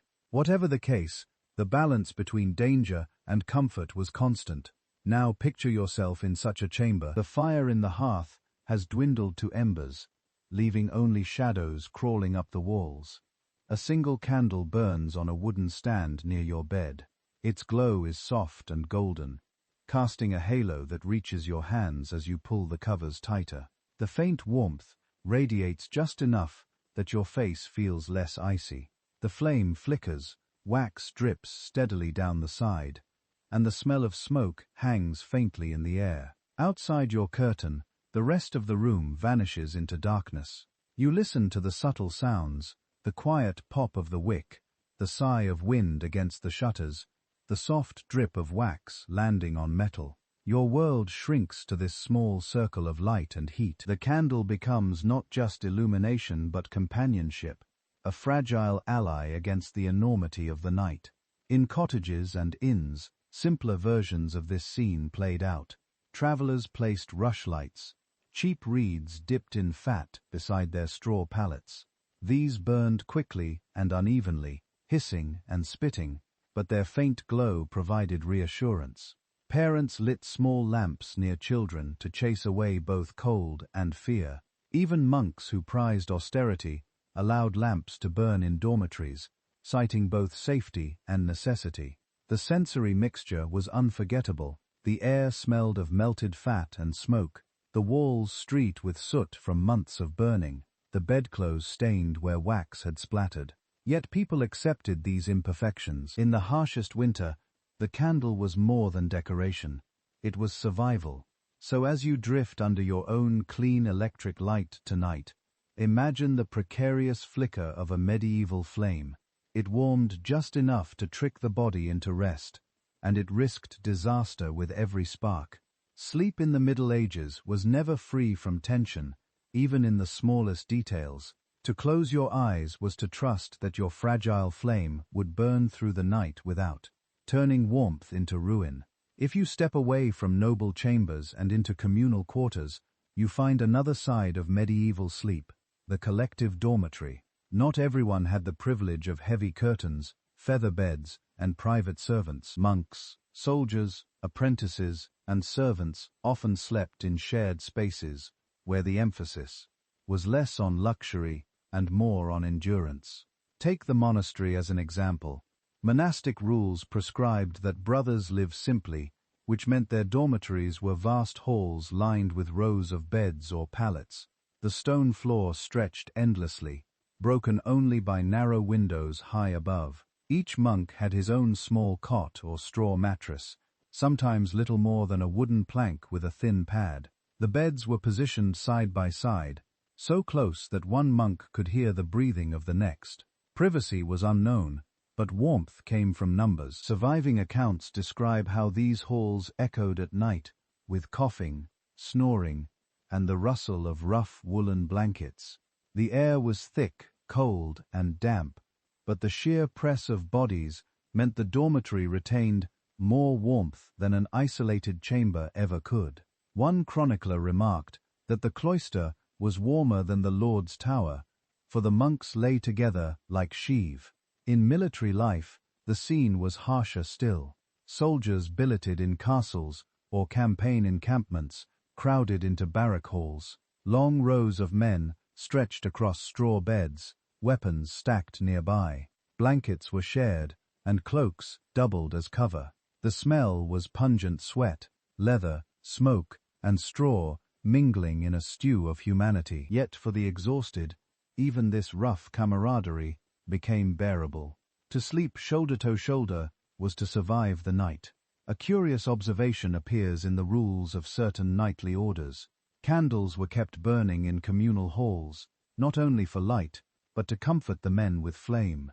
The glow gave a psychological warmth, even if it failed to raise the temperature significantly.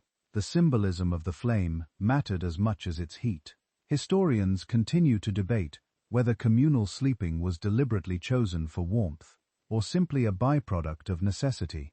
Some argue that the monasteries intended it as a form of discipline, a constant reminder that no monk had personal luxury. Others suggest the warmth of shared space was a practical advantage that just happened to align with spiritual ideals.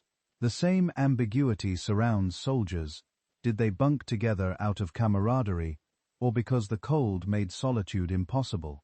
Likely it was both. Now imagine yourself lying in one of these halls. The straw beneath you crackles as you shift. A neighbor coughs. Another turns.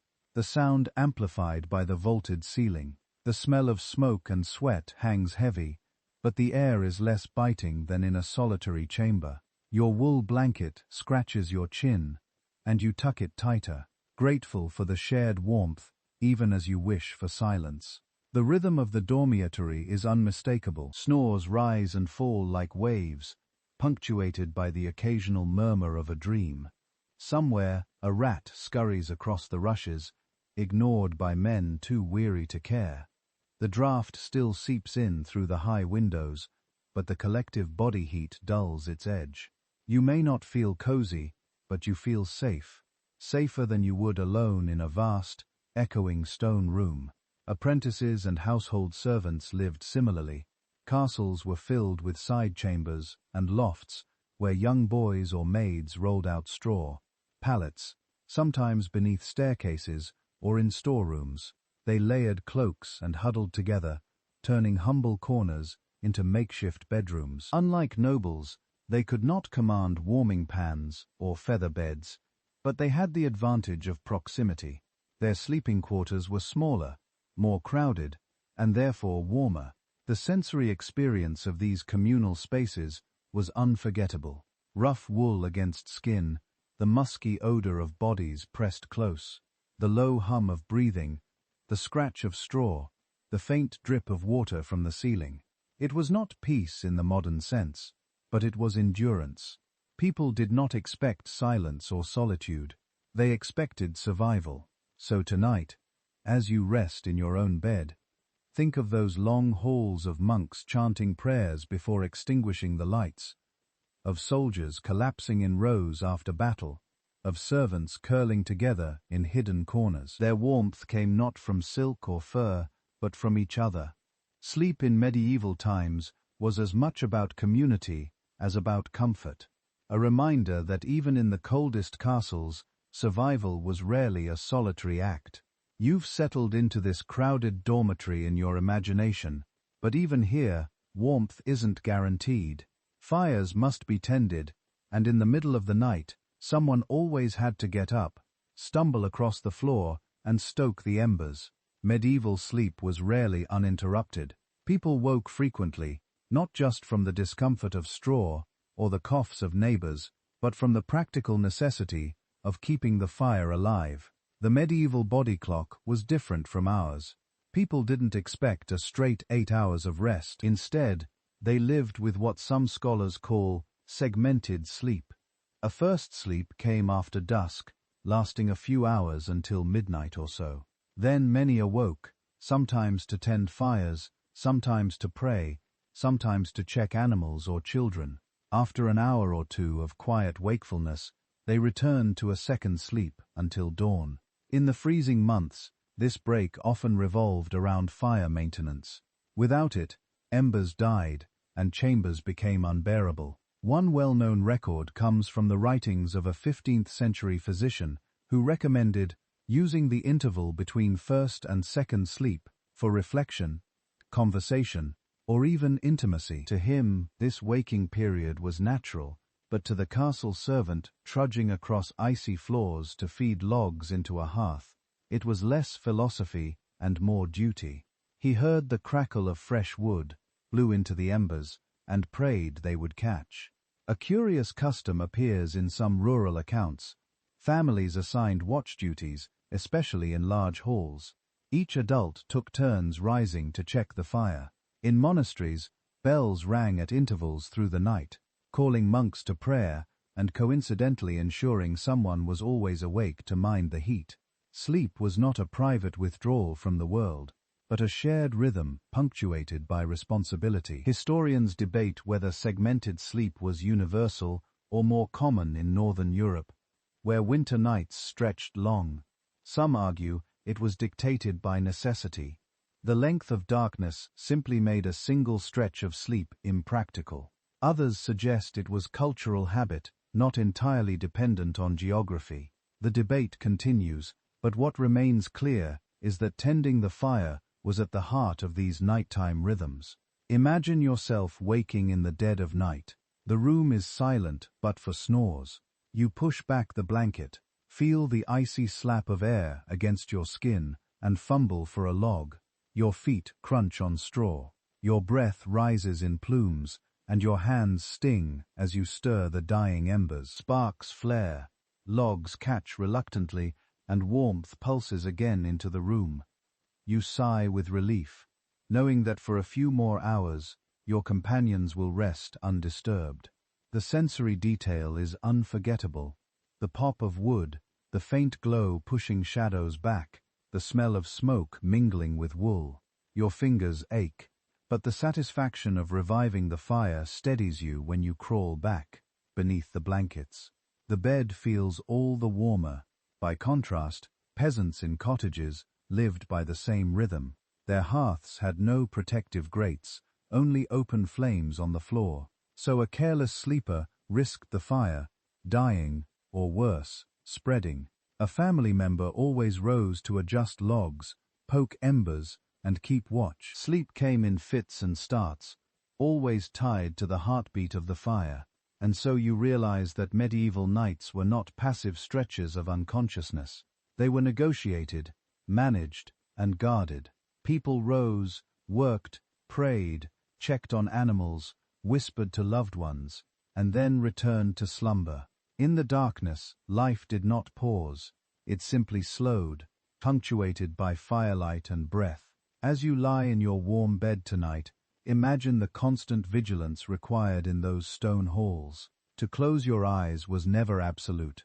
To sleep was to trust that someone would wake, feed the fire, and keep the cold from claiming the room before dawn. You've tended the fire, crawled back beneath the blankets, and tried to steal your racing thoughts. Yet there was another medieval strategy for warmth, not born of practicality, but of longing for luxury. For some, the dream of a hot bath before bed lingered like a forbidden indulgence. Bathing was complicated in the Middle Ages. Heating water required immense fuel, and tubs were large, cumbersome things. A warm soak was far from an everyday habit. It was a special event, and often communal, but for those who could afford it, slipping into steaming water on a winter night was a kind of magic. Chroniclers described noble women lowering themselves into wooden tubs lined with cloth, steam curling up in the lamplight, attendants standing by with warmed towels. To step out of such a bath, and then slide between sheets, was to feel briefly that winter had lost. A curious record from Paris notes that wealthy citizens sometimes ordered tubs placed near fireplaces so that the bather emerged into a chamber already glowing with heat. The air smelled of rosemary or thyme, herbs tossed into the water for fragrance and supposed medicinal benefit. For a short while, skin prickled with warmth, cheeks flushed, and the body felt prepared for restful sleep. Of course, such pleasures were rare. More often, people sought smaller comforts before bed. A cup of warm ale, spiced wine, or hot mead was a common indulgence. The heat traveled inward, spreading warmth through the chest, lulling the body toward drowsiness. Some households kept stones near the hearth, wrapped them in cloth, and placed them at the foot of the bed. Primitive hot water bottles that radiated heat for hours. One rather odd account tells of noble families filling leather pouches with heated sand to tuck between sheets. The sand retained warmth longer than stones and conformed to the body's shape. Imagine stretching your frozen feet towards such a pouch, sighing as the cold slowly eased. The ingenuity is striking. When faced with hostile winters, people experimented with whatever materials they had. Modern historians still argue over just how common such bedtime luxuries were. Were they occasional treats for the very richest, or did middling families also practice them in modest form? Some suggest that warming drinks and heated stones were widespread, accessible to most households. Others believe they remained rare indulgences, remembered precisely because they were unusual. The debate reminds us that comfort itself was a contested privilege. Picture yourself in this imagined chamber. You sit before the hearth as a servant pours mulled wine into a cup.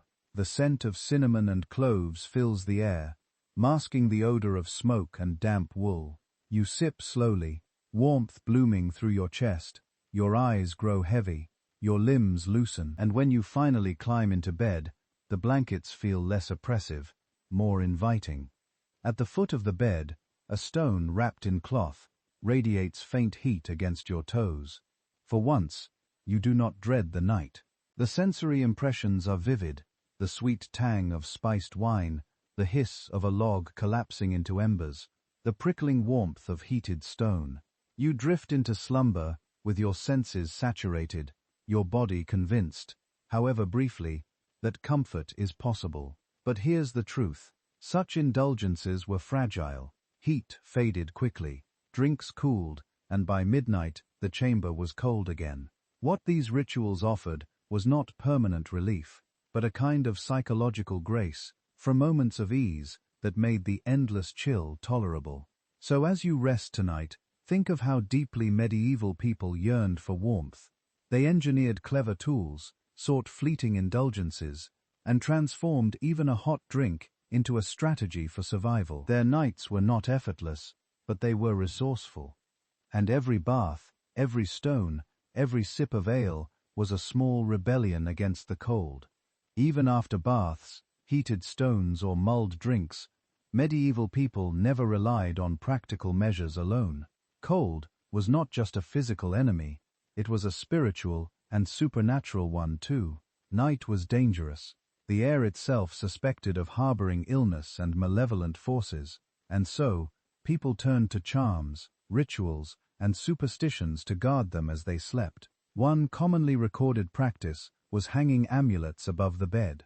These might be simple crosses carved from wood, small relics said to contain saintly power, or even herbs bound in little pouches. Rue, mugwort, and juniper were popular choices, believed to drive away not only evil spirits, but also the night air, thought to be poisonous.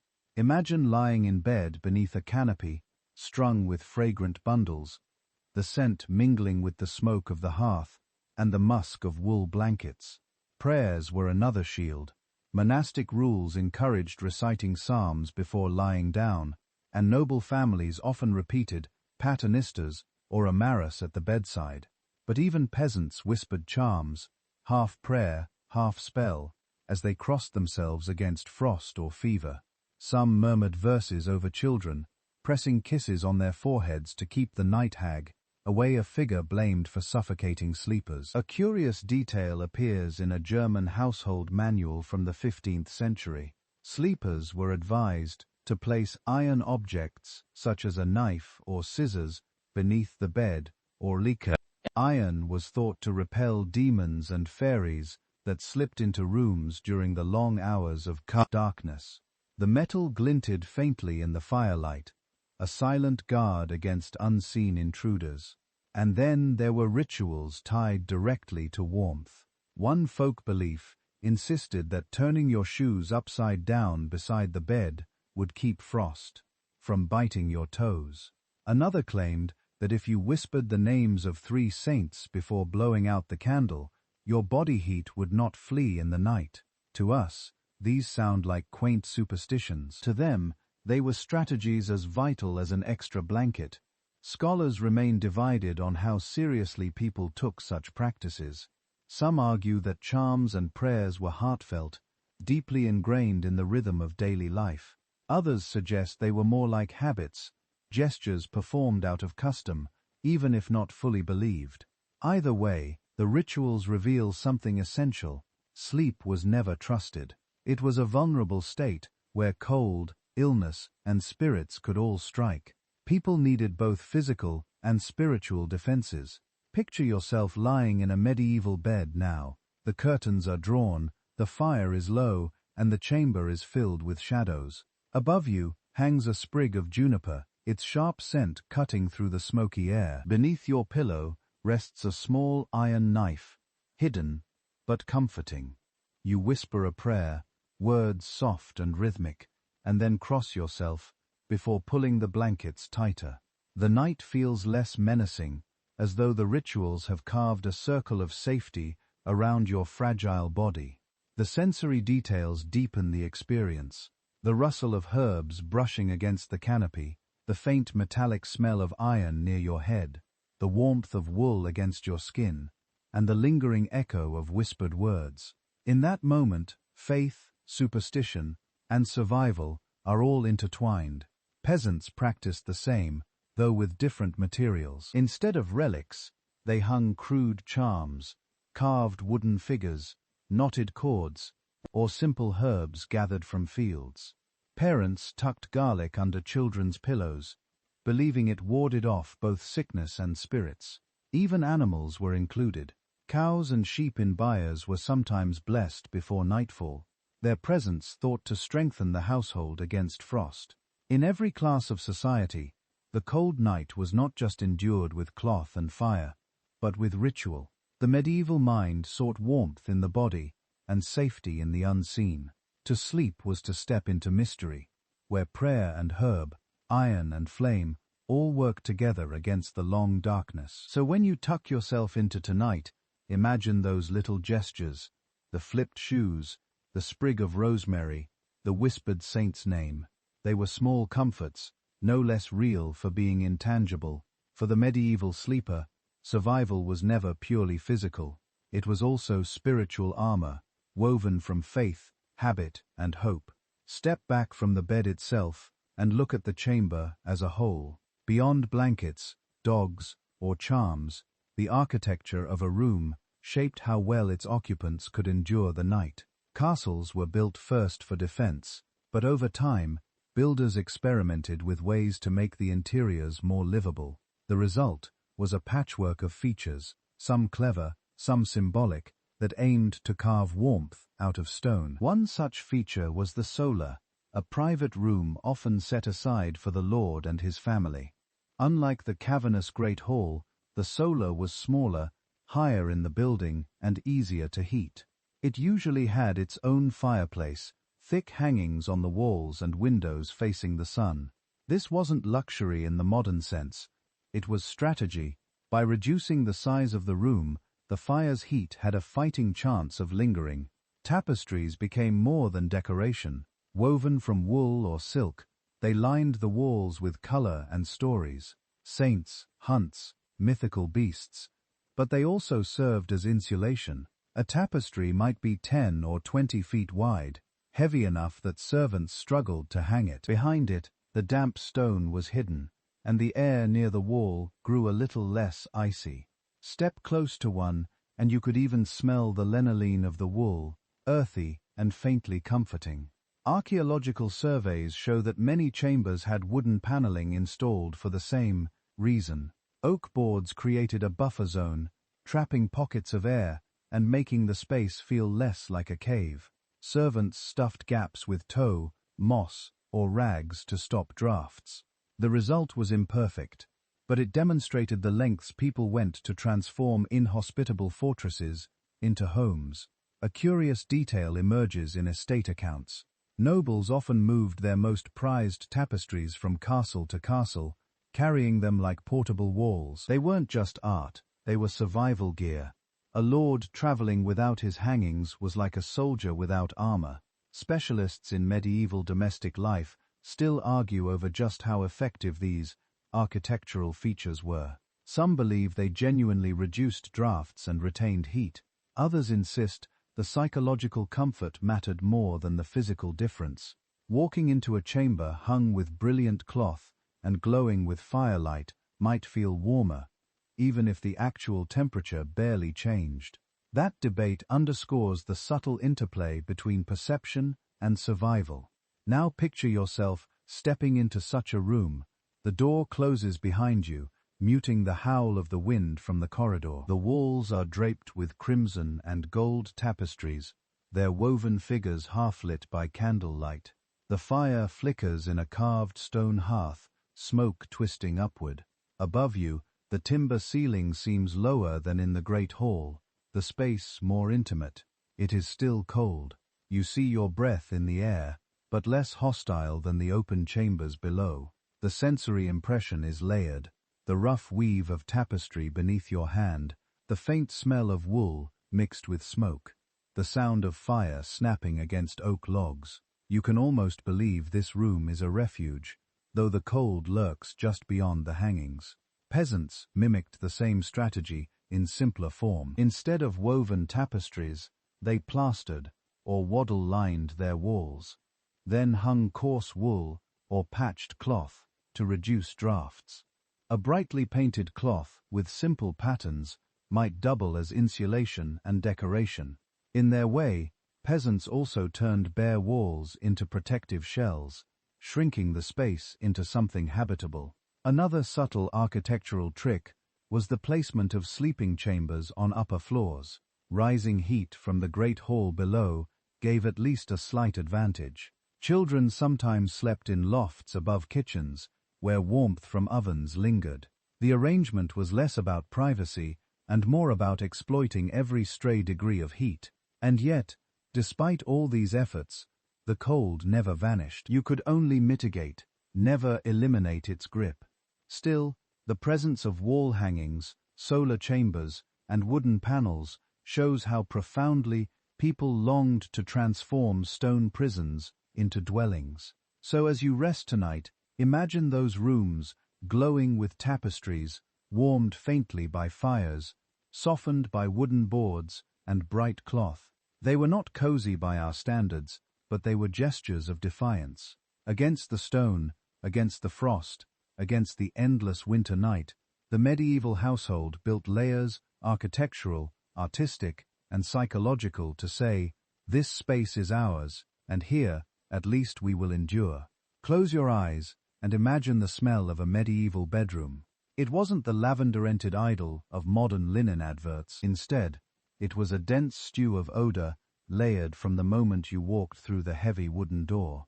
To understand how people slept, you have to understand what they smelled, because every breath reminded them of the conditions in which they lived. The first scent was always smoke. Fires burned almost constantly in winter, and without efficient chimneys, the soot drifted back into the room. The walls darkened, the air grew heavy, and the smell embedded itself in the very fibers of blankets and curtains. Even freshly laundered linen soon carried the tang of ash. You'd lie down at night with smoke clinging to your hair, your clothes, even your skin. Next came the scent of damp wool. Blankets, cloaks, and clothing were rarely truly dry in winter. Moisture crept through stone walls, condensed on surfaces, and soaked into textiles. Wool holds that damp smell, stubbornly earthy, lanolene rich, faintly sour. Imagine pulling the covers up to your chin and inhaling fabric that felt warm, but never quite fresh. Add to this the odor of straw and rushes. Floors were covered with them, beds stuffed with them, and they rarely stayed clean. Trampled by boots, soaked with spills, and colonized by mice, rushes turned musty quickly. Straw mattresses released grassy scents at first, but after weeks of use, they reek of sweat and decay. Each shift in bed released another puff of that earthy smell into the air. One curious note in a 14th century household manual recommended sprinkling dried herbs, rosemary, lavender, or meadow, onto rushes to sweeten the chamber. For a few days, it worked. The fragrance mingled with the heavier odor, masking them just enough to seem civilized. But soon, the herbs wilted, crushed beneath feet, their scent fading into the background, while the sourness of old rushes returned. Then, there was the human smell. Hygiene was limited, baths infrequent, and sweat constant. People slept in layers of clothing that absorbed the day's odor: leather, wool, unwashed skin. Beds shared by families or companions compounded this. Breathing the air of a medieval chamber meant inhaling the scent of other bodies, sometimes comforting, sometimes suffocating. Scholars debate just how overwhelming these smells truly were. Some argue that medieval people, accustomed to constant exposure, barely noticed. Others believe contemporaries were very much aware, which is why they valued herbs, perfumes, and incense so highly. Evidence from inventories and medical texts suggests the latter. People complained of foul air, sought remedies, and took steps to counteract it. The debate itself reminds us that smell was not secondary. It was central to the medieval experience of sleep. Now place yourself in such a room. The fire has burned low, leaving only the bitter tang of smoke. The damp wool blanket itches your chin. Straw beneath you releases a musty breath each time you shift. The rushes on the floor rustle faintly as mice scurry through crumbs. Your companion beside you exhales, warm but heavy with sweat and ale. Above it all floats a faint trace of rosemary, sprinkled days ago, now barely masking the stew of odor. The sensory reality is overwhelming. It presses into your nose and lungs, embedding itself into memory. You cough, adjust the covers, and try to breathe shallowly until sleep comes. This was normal. This was life. Peasants experienced the same, though on a smaller scale. Their cottages were filled with the smell of livestock, since animals often shared the same structure. Cows, sheep, and chickens contributed their odor, creating a pungent mixture that city travelers found unbearable, but villagers accepted as part of survival. Yet even here, herbs were used. Bunches of mint or chamomile might hang from rafters, partly for fragrance, partly to ward off pests. For nobles, perfumes and incense occasionally improved matters. Incense burned in braziers added sweetness to the air, though it mingled oddly with smoke and damp. Perfumed oils, dabbed on clothes or linens, created pockets of pleasant scent in an otherwise heavy atmosphere. But even the richest chamber could not escape the fundamental odor of medieval life. So when you imagine sleeping in a castle, do not picture crisp linen and fresh air. Picture instead a medley of smoke, damp wool, straw, sweat, herbs, and animals. Every night, every breath reminded you of where you lived and what you endured. Smell was as much a part of medieval sleep as blankets or fire, and perhaps over time the very familiarity of those odor brought a kind of comfort. To breathe smoke and wool and straw was to breathe home. For the medieval sleeper, scent was not only inconvenience, it was identity woven into every night's dream. After the smoke, damp wool, and musty straw, another force helped medieval people survive the night. Food and drink. You might not think of supper as part of sleep, but what you ate before bed and what warmth it gave inside your body mattered as much as any blanket. In winter, households leaned on hearty pottages. Thick stews of barley, peas, and root vegetables simmered slowly in great cauldrons. These meals clung to the body, leaving a heavy fullness that made the cold easier to bear. The heat of the broth lingered in the stomach, spreading outward, convincing you that you could endure a freezing chamber a little longer. A noble household might enrich the dish with meat, spices, or cream, while peasants relied on onions, cabbage, and whatever scraps were available. One curious note, in a 15th century English manuscript, advises eating leeks at night, because they warm the belly and chase away the chill of death. Whether or not that claim held true, it shows how strongly people linked diet with warmth and survival. A hot meal was not simply nourishment, it was insulation from the inside out. Drinks played an equally important role. A was the most common, consumed by rich and poor alike. Served warm in winter, it filled bellies with calories and provided liquid comfort. Spiced wine, or hypocard, became a noble favorite. Heated gently and seasoned with cinnamon, ginger, and cloves, imported from faraway lands.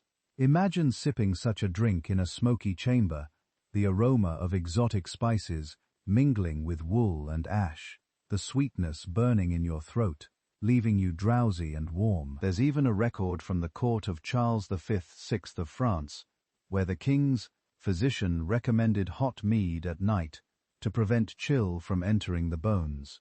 The idea was not far from our modern habit of drinking tea before bed, though medieval science wrapped it in humoral theory, the belief that warm, moist drinks balance the body's inner fluids. Scholars still debate how much alcohol contributed to warmth versus simply giving the illusion of it. Some argue that ale and wine dulled perception, making sleepers believe they were warmer than they were. Others point to the real caloric benefit of these drinks, which did provide energy through long, cold nights. The truth may be somewhere in between, a mix of genuine warmth and psychological comfort. Now imagine yourself preparing for bed. A servant hands you a wooden cup of mulled wine. The surface steams, sending waves of spiced aroma into your nose. You drink, the liquid glowing as it slips down your throat. Your body relaxes, muscles loosening, eyelids heavy. When you finally climb into bed, the blankets feel less oppressive, more inviting, as though the warmth already lives inside you. For peasants, the ritual was simpler, but no less important. A bowl of hot porridge, thickened with oats or barley, lined the stomach. Families huddled around the fire to eat, their faces glowing in the light, their bodies fueled for the long night ahead. Children licked the last scraps from wooden spoons before curling under blankets. The memory of warmth from food helped them ignore the drafts sneaking through the shutters. A curious folk belief held that garlic eaten before bed prevented frostbite. Whether this was because garlic genuinely improved circulation or simply because it was warming to the palate, the habit endured. Farmers in cold regions sometimes chewed cloves of garlic before lying down, the pungent scent filling the chamber as strongly as smoke or wool. The sensory world of medieval bedtime food is vivid. The bubbling cauldron, the hiss of wine heating over the fire, the smell of herbs and spices mingling with damp rushes, the heavy weight of stew in the stomach. Every flavor was part of the fight against cold. So when you think of medieval sleep, do not separate it from the supper that came before. Food was fuel, warmth, and even a form of medicine. Without it, the cold was sharper, the blankets thinner, the night longer. With it, the body endured. Every spoonful, every swallow, was another layer of defense, an inner blanket, invisible but essential, against the freezing stone around you. Think now of the most vulnerable people inside a medieval castle, the children and the elderly. Their bodies, less resilient to cold, often bore the brunt of winter's cruelty. If a healthy adult knight or servant shivered through the night, a child might wake blue-lipped, and an old woman might not wake at all. Survival for these groups depended on extra care, communal support, and sometimes sheer luck. Household records from noble families show that children were rarely given their own chambers. Instead, they slept in nurseries close to the warmth of kitchens or clustered with servants. Young pages and squires, destined for training, often bunked together in crowded rooms, their laughter and chatter muffled by blankets at night. The logic was simple. More bodies meant more heat. Babies, especially, were swaddled in layer after layer of linen and wool. A cradle stood near the hearth, or in some cases, directly inside the bed of the mother, where her body heat shielded the infant from the freezing air. One poignant account from a 14th-century chronicle describes a noble child laid by the fire in a wicker crib, wrapped in furs and covered with a canopy. The detail suggests the lengths families went to protect their youngest. Yet even so, illness and cold claimed many lives. Medieval parents lived with constant fear that winter might take a child in the night. The elderly faced similar perils. Frail bodies produced less heat and tolerated fewer drafts. In peasant cottages, grandparents often slept closest to the fire, while younger adults accepted colder spots. In castles, aged relatives were placed in smaller chambers or even moved into kitchens during the coldest months. A curious letter from Burgundy tells of an elderly matron who insisted on sleeping in the bake house, arguing that the oven's residual warmth gave her a second youth. Medical texts of the period often advised special measures for the old and young. Physicians recommended heated stones wrapped in cloth to be placed at their feet or mold, drinks to fortify the humors. They warned that sudden chills could extinguish the flame of life, a vivid reminder of how vulnerable these groups were. Historians continue to discuss whether medieval families treated children and elders with extra indulgence or simply folded them into the same survival strategies as everyone else. Some argue that the emphasis on protecting them reflects deep compassion. Others point out that mortality rates remained high, suggesting limits to what families could realistically do. The tension between care and inevitability shaped how people viewed age and childhood. Now imagine the scene of a winter's night in a peasant cottage. A baby lies swaddled tightly, his tiny face barely visible. A grandmother snores softly by the hearth, the faint glow of embers painting her cheeks red. Parents tuck cloaks over both, ensuring they receive the warmest spots. Children crowd together on a straw mattress, giggling until exhaustion silences them. The chamber smells of porridge, smoke, and wool, but the warmth of family togetherness lingers. In a castle, the image is different, but no less vivid. A nursemaid rocks a cradle near the fire, humming softly, while a child whimpers against the chill. Upstairs, an elderly noblewoman insists her bed curtains be drawn tight, while a servant places hot stones at her feet. She mutters prayers, clutching a rosary, fearful of the cold's creeping hand. In both worlds, the youngest and oldest require the most attention, and sometimes even that isn't enough. The sensory detail is striking: the crackle of logs as they're added to the fire, the soft rustle of swaddling cloth, the weaves of an old man adjusting under blankets. You feel the fragility in the air, as though the cold waits for a moment of weakness to strike. So when you think of medieval sleep, remember that it was not equal for all. Children and elders carried the heaviest risks, their survival dependent on the warmth provided by others. In those long nights, every blanket, every ember, every whispered prayer mattered. They remind us that medieval sleep was not only about individual endurance, but about community, the young and old, carried through winter by the care and vigilance of those around them. The cold didn't just mate, nor skin and bone. It shaped how people thought about health itself.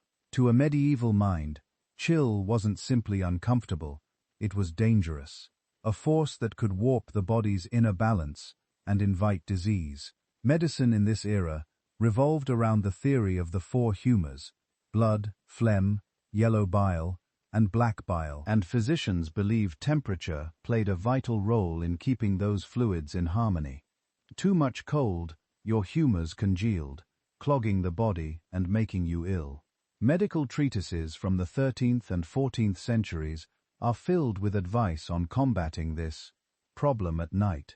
One manual suggested rubbing feet with warm oil before bed to open the pores and expel the harmful chill. Another recommended drinking heated milk with honey, claiming it soothed the stomach and kept the humors from turning sluggish.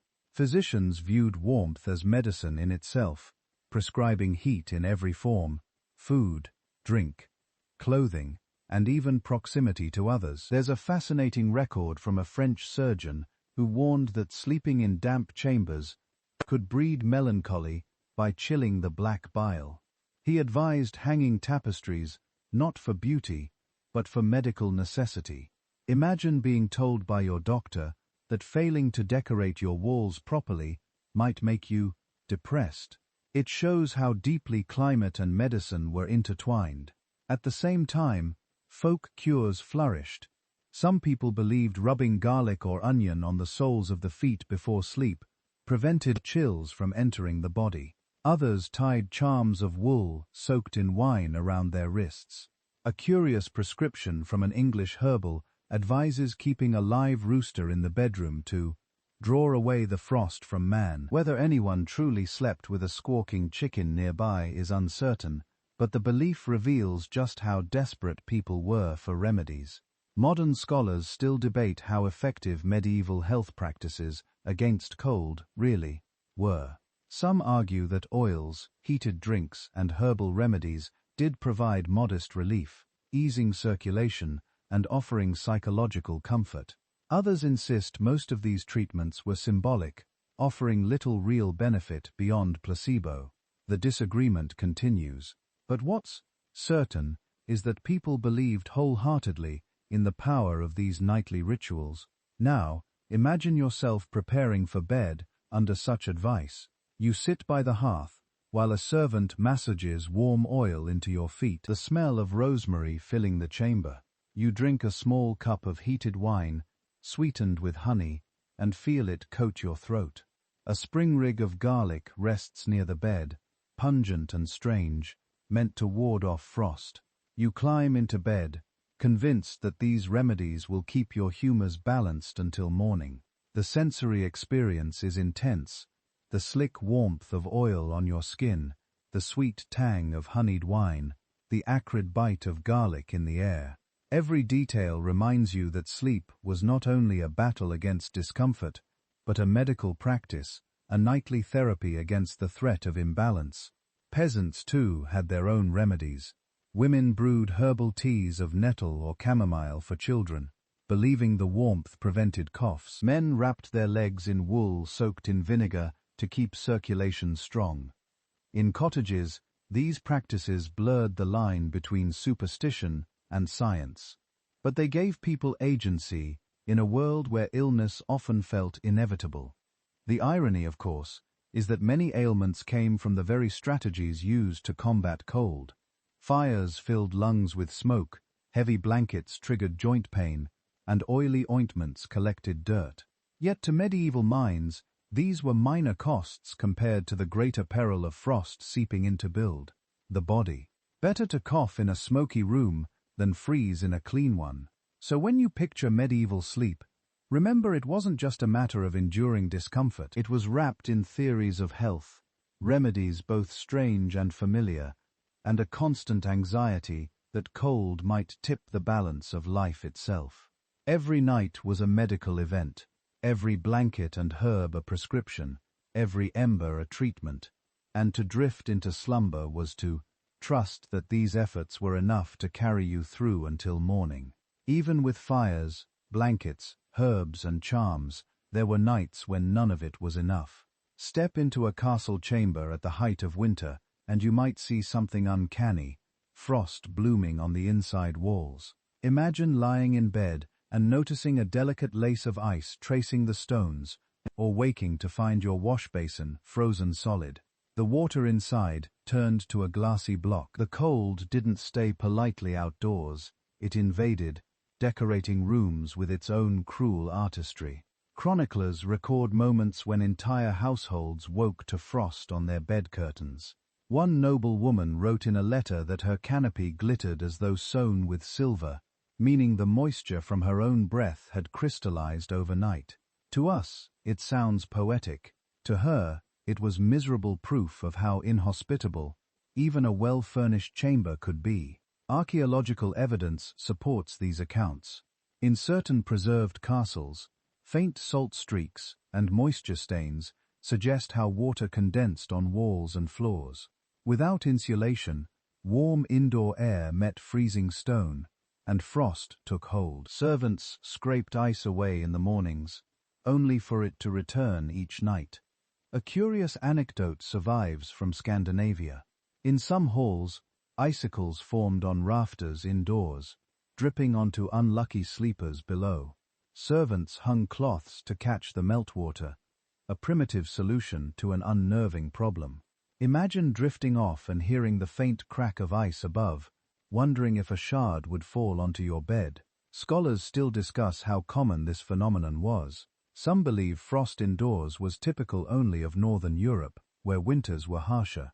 Others argue that even in temperate regions, poorly heated stone chambers easily reached freezing temperatures. The truth may be both. Severity varied by region, but the risk of waking to ice inside your room was never far away. Now put yourself in that situation.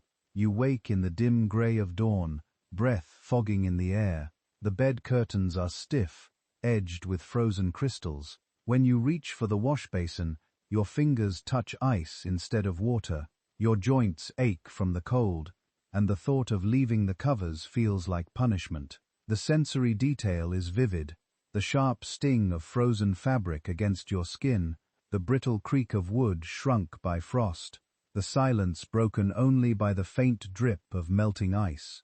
Peasants lived with the same problem, though in different forms. In cottages, frost coated the inside of thatch and rafters, drifting down like snow during the night. Children sometimes woke with frost clinging to their hair. Parents joked grimly about sleeping with the clouds indoors, yet humor could not disguise the hardship. Frostbite, chilblains, and respiratory illness followed in its wake. Nobles, despite their wealth, couldn't entirely escape it. Hot stones and furs kept the body alive, but the surrounding air remained hostile.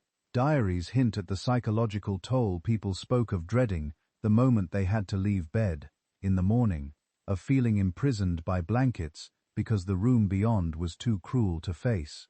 One English poet even turned it into metaphor, writing of love as a bed without frost inside the hangings. For him, true intimacy meant defying the nightly chill, creating warmth where the world offered only ice. It reveals how deeply the experience of frost-shaped imagination, as well as reality.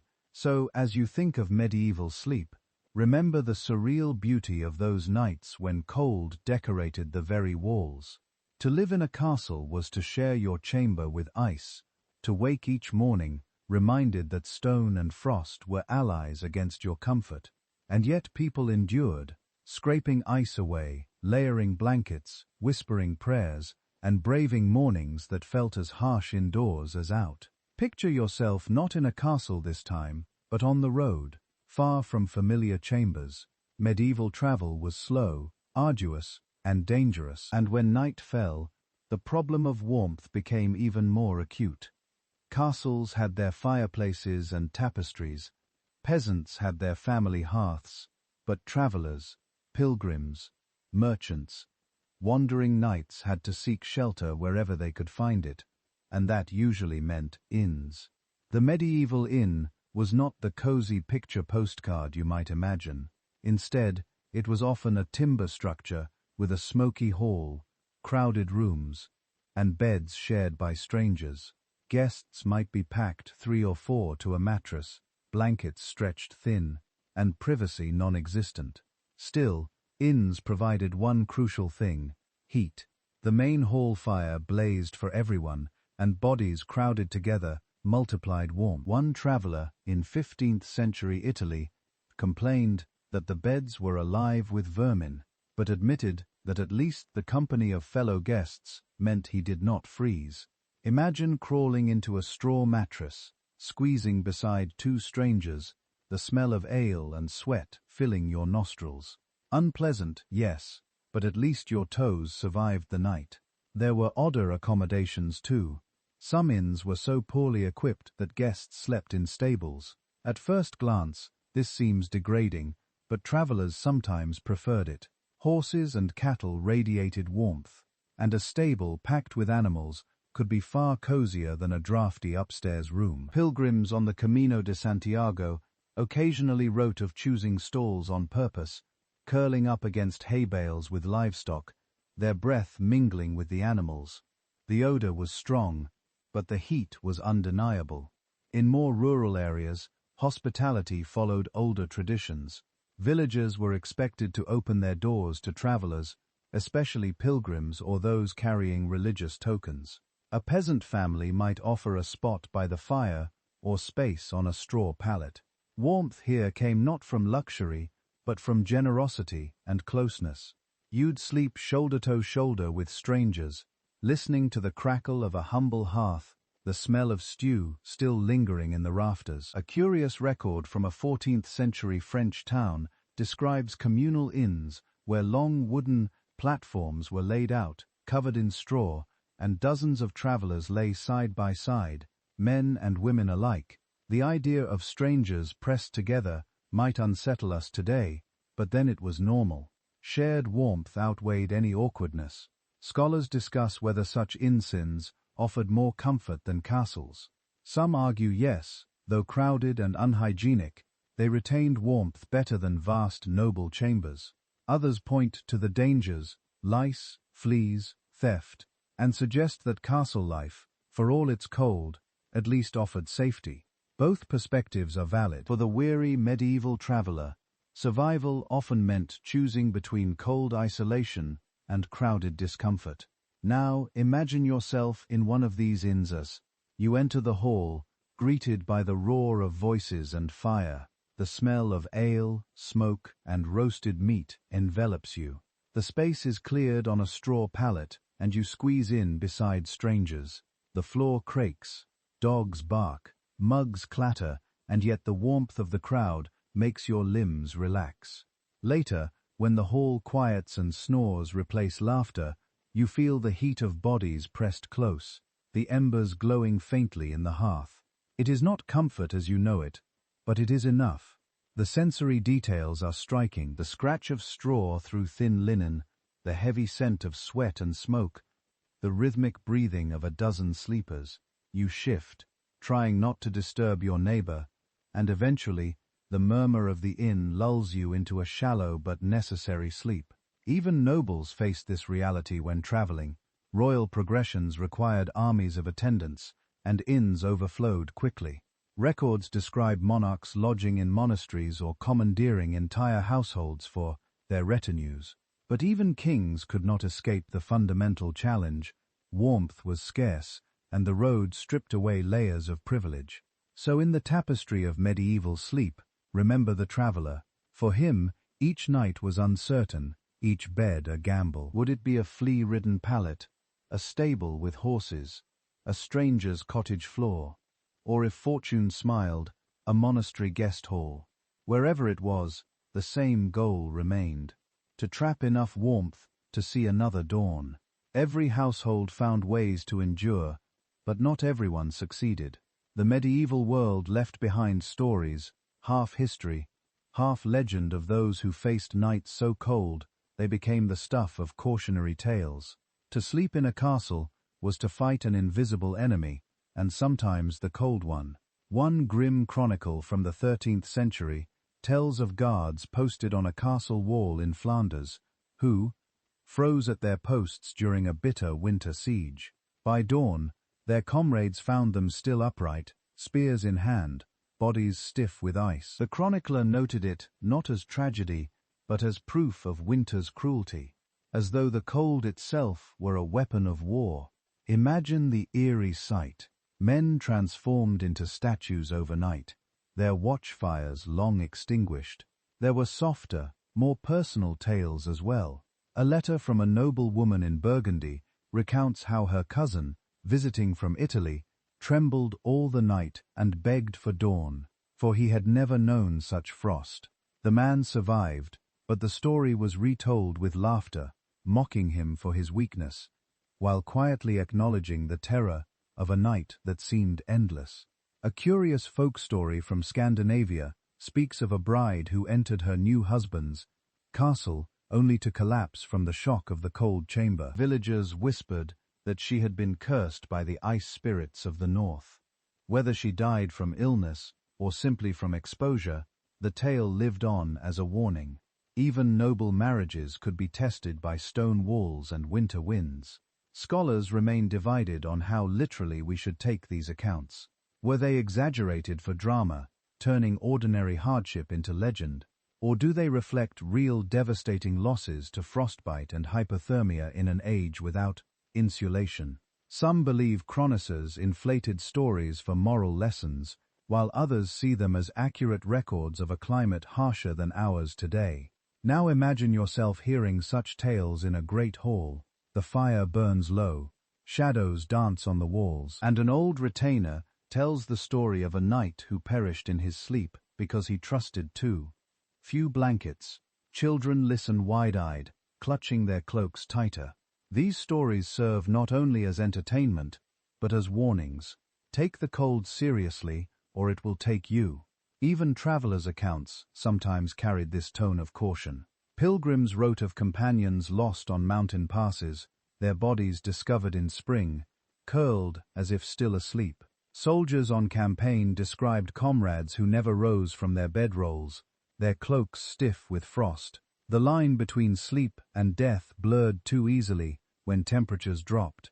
The sensory details of such nights are chilling. The sting of frost on bare skin, the numbness creeping through fingers and toes, the dread of closing your eyes and not opening them again. To lie down in a freezing chamber was to gamble. Blankets, fires, and prayers were the stakes. Survival was the prize. But alongside these grim tales, there were also stories of endurance. Peasants boasted of winters survived in humble cottages, where closeness and fire kept families alive. Nobles celebrated hunts and feasts in mid-winter, proof that their wealth conquered the season. For every account of loss, there were voices declaring resilience, framing survival itself as a kind of victory. Perhaps that is why legends of freezing nights persisted. They reminded listeners that castles, for all their strength, were not invulnerable. Stone walls kept out armies, but not winter. And in the long, dark hours, even the mightiest lord depended on blankets, fires, and companions, just like the humblest peasant. So, as you imagine medieval sleep, hold both truths together. The stories of those who succumbed to frost, and the quiet triumphs of those who endured. Every tale carried a lesson. Respect the night, guard against the cold, and never assume survival was guaranteed. At last, you returned to the hearth, the symbol that held every medieval sleeper in its glow. The fire was never just a tool. It was the heart of the household, the boundary between life and death on winter nights. Its light cast shadows across the walls, shadows that seemed to move like guardians, flickering and shifting as the flames rose and fell. To sleep in a castle was to live in a dialogue with fire. You feared it, you needed it, you could not survive without it. The hearth's presence dominated every sense. The snap of oak logs echoed like a heartbeat in the chamber. Sparks leapt upward, leaving faint trails of light before vanishing into the chimney. The smell of burning resin clung to tapestries and hair. Heat radiated in uneven waves, baking your face while your back froze. The hearth was a paradox, both savior and tormentor, life-giver and smoky tyrant. Nobles celebrated fire as a mark of status. A blazing hearth meant wealth, the ability to command servants to gather endless fuel, to strip forests if necessary, to keep flames alive through the night. Some households even employed dedicated fire wardens, servants whose sole duty was to ensure that embers never died. To let the hearth grow cold was more than inconvenience. It was disgrace. Yet the poorest also gathered around their humble fires with the same reverence. Peasants squatted on earthen floors, huddled with family and livestock, watching flames lick at rough logs. They laughed, told stories, prayed, and passed bowls of stew. Theirs was not the grandeur of carved stone hearths, but the comfort was no less real. In both castle and cottage, fire drew people together and made sleep possible. A curious account from a traveler in Germany describes villagers circling the hearth and, stretching their hands toward it before bed, whispering blessings as though the flames themselves were sacred. They believed the fire carried their hopes into the night, protecting them as they slept. It reveals how practical necessity blurred into ritual. The fire was not only warmth, but spirit, memory, and faith. Historians still wrestle with how much of this reverence was practical versus symbolic. Some argue it was purely survival instinct, dressed in custom. Others suggest fire was genuinely spiritual, a force woven into cosmology and daily prayer. Perhaps both are true. Medieval people lived close enough to danger that fire naturally became more than fuel. It became meaning. Now picture yourself in your imagined castle one last time. The bed curtains are drawn, blankets piled high. Outside, the wind lashes the towers. Snow hisses against shutters, and the night presses in with all its weight. But in the great hearth, embers still glow, their faint light slipping through cracks in the curtains. You close your eyes, hearing the low sigh of flames, knowing they are the thin line holding the frost at bay. The sensory experience is complete, the taste of smoke still on your tongue, the weight of wool and fur across your chest, the warmth of a dog curled at your feet, the whisper of a prayer echoing in your head. You drift toward dreams, knowing that sleep in the Middle Ages was never easy, never assured, but always fought for with every trick, ritual, and fragment of warmth available. In the end, castles were fortresses against men, but never against winter. What saved their inhabitants was not stone or steel, but resilience, invention, and community. To survive the night meant layering blankets, sharing heat, burning fuel, and clinging to hope. Against the endless chill of the medieval night, humanity itself became the true fire. Now let the pace soften.